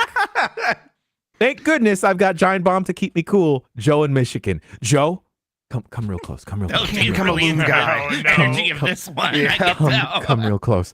Joe, I know I was kind of poo-pooing on the dude that spent $2,000 to get hella PlayStation Plus years. Here's what you do, big dog. You save all the money that you're gonna buy buying salvage denim. You get yourself the cheapest ticket you can get to Japan, and then once you're in Japan, you go to Ginza, and then at Ginza you go to Hinoya, and you tell them you know me, and they'll be confused and politely smile along, and then you tell them you know Alex Boniello, and they're like, oh, the actor, and then you load up on fucking jeans. I know Gersman and the old gang used to talk about the raid in Japan getting hella shit. Nah, the new raid dog is exploiting the yen right now and getting You gotta exploit the yen. getting hella raw denim. And buddy, my friend Joe in Michigan, this is what you gotta do, dog. They got all the different cuts, all the brands that are too expensive out here. You don't want to be spending 5 to 6 racks for a pair of jeans, but you might. Maybe someone you listen to has also poisoned their finances by buying too much denim, and maybe I got the hankering to buy more denim. That's what Okay, you do. Google, It's what gonna makes be- denim raw? it's gonna be better to go to Japan and get your denim. Just do it, dog. Anyway, their question was, if things I like suck and the people who like what I like suck, does that mean I suck? Is that the transitive property? Yeah, I mean, yeah, kinda. That's how it works. You become the average of the 5 people around you. You could become the average of the 5 things you're super into. Probably, yeah. That's probably fair. I'm sorry, but you suck. I was gonna say no, but I also don't like to think about it much. Yeah, Mike sucks. So that makes sense. Oh no! I'm one of Jeff's 5 people. Shit. Wait a minute. How many people Hang are on, hold up. One of them isn't here right now. And I've been told that he sucks. Yo, also, if you go to Japan, you can make your own jeans at a store, dog. So you can get the rivets however Like a you Build-A-Bear? Like a Build-A-Bear, but it's jeans. I get too excited talking about denim. I think I almost poisoned Nikki's brain into getting into salvage denim as well. So much denim. Okay, we're not saying salvage denim. No, What are we That's- saying? selvage. Salvage denim sounds Is like that a Metal Gear difference? character. Yeah, it sounds like a man. Salvage denim. SELVEDGE. Is it from Selvage, Illinois? Like, what's happening? Like, No. It's like raw denim. It's also like it's not mass manufactured, so there's like Oh my god, this term from self-finished. It's some Oh. selvage, bro. okay. should I show? I hate should it I- so much.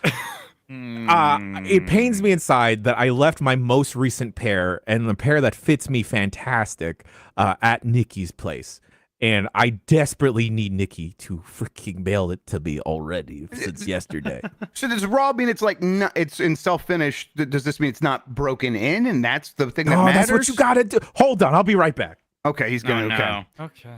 because I like the elastic that they had in the jeans. oh, me too. Yeah, it's very comfy for I'm my. like, more elastic, more. I'm a bit Rubenesque, so give me more elastic and everything, please. Yeah, hell yes. yeah, the weight fluctuates. So yeah, hell yeah, give me that elastic band. I need that shit. Also, it's like, it was a huge advance, like when they started stonewashing jeans, so they came broken in, and I don't have to worry about that. And all these freaks are like, no, I'll do it myself. I'm like, oh, okay. Yo, okay, I don't know what you were talking about, but I'm going to assume you guys were talking about how there's a resale value for salvage denim, and I'm not saying that I have made money based off of this because I wear my clothes. Arbitrage salvage denim. But there are those people out there that want to wear workwear like Carhartt, Ben Davis, et cetera, but they don't want to do the work of breaking the clothes in, so they will buy secondhand salvage denim because they want them sick fades. All right. Again, like, we do have industrial processes for breaking in jeans now, but people don't like that. Because what if you broke them down based off of your life? Right? Okay, I see what's happening here. Organic jeans. Okay, you could have just said that. Farm to table jeans, baby. I see. Okay. Yeah, like, look, Jan, you can have your thing. More power to you, buddy. If I'm just sitting here thinking about how I went to the store on like Sunday to get my $30 Old Navy skinny jeans, I'm just very happy with that. I'll pick up a pair at Meyer the next time I need one. Yeah. Yo, okay, all right. So here's two pairs. This is gonna play very poorly for the audio listeners at home, but we got one pair of jeans here. This is still relatively new. I'm waiting to break these bad boys in. It looks stiff. This is when I get, this is 18 ounce, no, this is 22 ounce denim. So it's very heavy. It's very thick. Okay. But this untreated, I've only worn these out a couple times. I've not washed these despite having these for 3 years. That's right. I hold on to jeans. But this is like a little wider leg. You could see the indigo is very blue. It's very rich blue. in Podcast blue. listeners. Yeah. I just said that, Mike, so they also heard that. Get feisty with me now, Jan. I'm sorry, we're talking about something I really like. Keep going. And then, a lot of stitching is like bespoke and everything. But yeah, very thick jeans. Very, like, if I angled these enough, they might be able to stand on their own. Now, the other pair of jeans I have here, very well used, very broken in. This is unbranded salvage. The brand is actually unbranded. You can see here the different fades from my life and how my life is when I wear jeans. Look at these fades where my pants cross. Look at this honeycomb pattern behind my knees. Is this like the age rings in a tree? Exactly. This is like these are like wrinkles, when you see an old person and they got hella wrinkles on their face, you're like, damn, dog, you've seen life. Also, you can tell that, like, you can't pickpocket me from behind because based off of this fade, I wear my wallet in my front right pocket and then I have AirPods in my front left pocket because you can see there's like a slight indentation of AirPods there. And then the other part that is terrible because, man, what them thighs do is I have this problem with a lot of my jeans because I am too flexible of a person that Jan. I got crotch holes. Oh, sure. This Crotch is like holes. backside holes because, like, I be high kneeing and high stepping all the time. I'm Face Why? kicks. Yeah. like I'm on the shorter side of the crew, so I gotta be the one that goes underneath the tables and relinks the cables and stuff. Anyway, jeans. If we ever go on an offsite to Japan, I will buy everyone a pair of raw denim. I'm talking about the Jan, I'm gonna tell you right now, you don't have to do that. I'm a huge fan of Yeah, stone really, washing. really Like, what a cool idea! Like, we'll just throw this jeans in this wash with a bunch of stones, and it'll break it in for you. I am not anti-technology. I'm not a jeans luddite. So, Jan, I really admire your passion.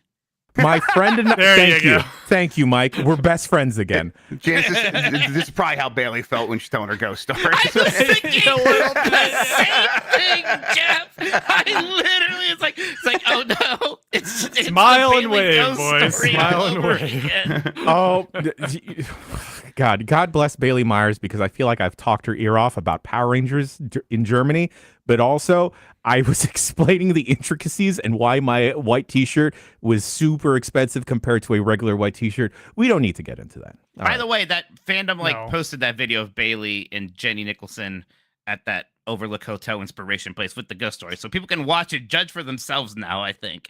Yeah. All right, last email. You pay so many this week, Jan. Hey, there would have been more if Travis didn't fucking. Travis didn't laugh. Travis. I got to get out in like 5 minutes because I'm going to go pick up Emmy. So let's wrap this up. Let's do it. All right, hey Bombcast, I've been going on a lot of first dates lately. Has there ever been a point in your life where you realized you were in the middle of a montage? Thomas from Minneapolis. That's a good question. Wow. Huh. I feel that way sometimes whenever I'm doing something new with the kids. It's like they are going to remember this stuff in like fits and starts as like flashes, and so I'm like here now to be memories for them, and so that I'm in their montage a little bit. It's kind of how I feel. Doing the Astro Bot speedruns is a little bit like that, because like it starts off like real bad, and like you get like a little bit better, and like you like have like your coach comes in and hives finds Oh, it's you. your Rocky training montage. It's like kind of the Rocky definitely. training montage. Okay. Yeah.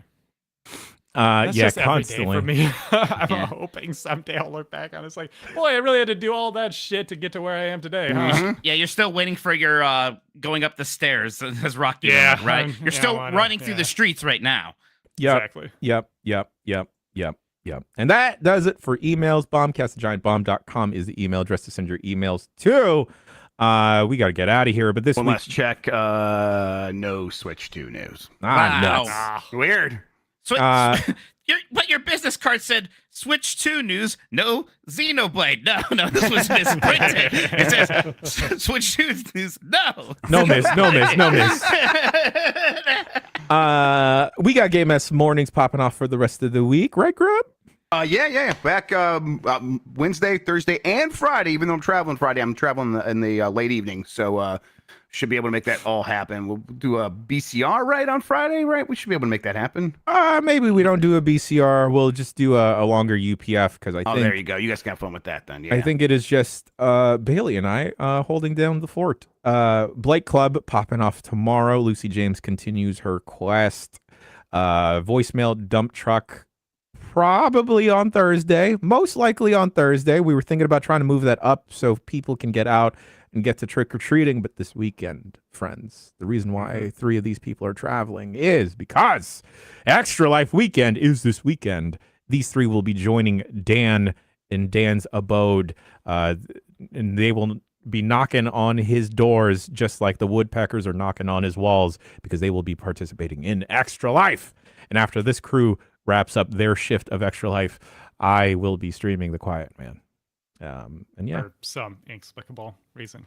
I did this to myself, and I'll do it to myself. By the way, if people want to get involved with our Extra Life stuff, bit.ly/GBXL2424. That will get you to the Extra Life page for the team. That's where you can sign up if you want to stream yourself, and that's also where you can donate if you just want to help out with the cause. That's where we'll be collecting donations over the weekend, where we start. Someone asked, at around noon Central is when we're going to start, or aiming to start doing everything over the weekend. And also, if you do sign up to stream for Team Giant Bomb, I do have a Google form circulating where you can sign up, so that way, like, me and the site mods know to like put you in the second slot on the stream page. I'll make sure to like retweet, repost that from our socials, so people can find it more easily. Thank you for organizing all of that, Sean. Also, folks, hey, get ready for some shenanigans around the Game Awards. been spinning a lot of plates over here at GBHQ, and some exciting things be happening. GB at night the night before. It'll be fun. Wednesday, It'll be December fun. 11th. Yes. Folks, that about does it for the Giant Bombcast. Thank you for listening. I'm going to play the music now. He's been Mike, he's been Sean, he's been Grub, I've been Jan. And hey, happy Filipino-American History Month to my fellow Kuyas and Natas out there. Shouts out to Michael Heim. Shouts out to Lizzie Kaplan.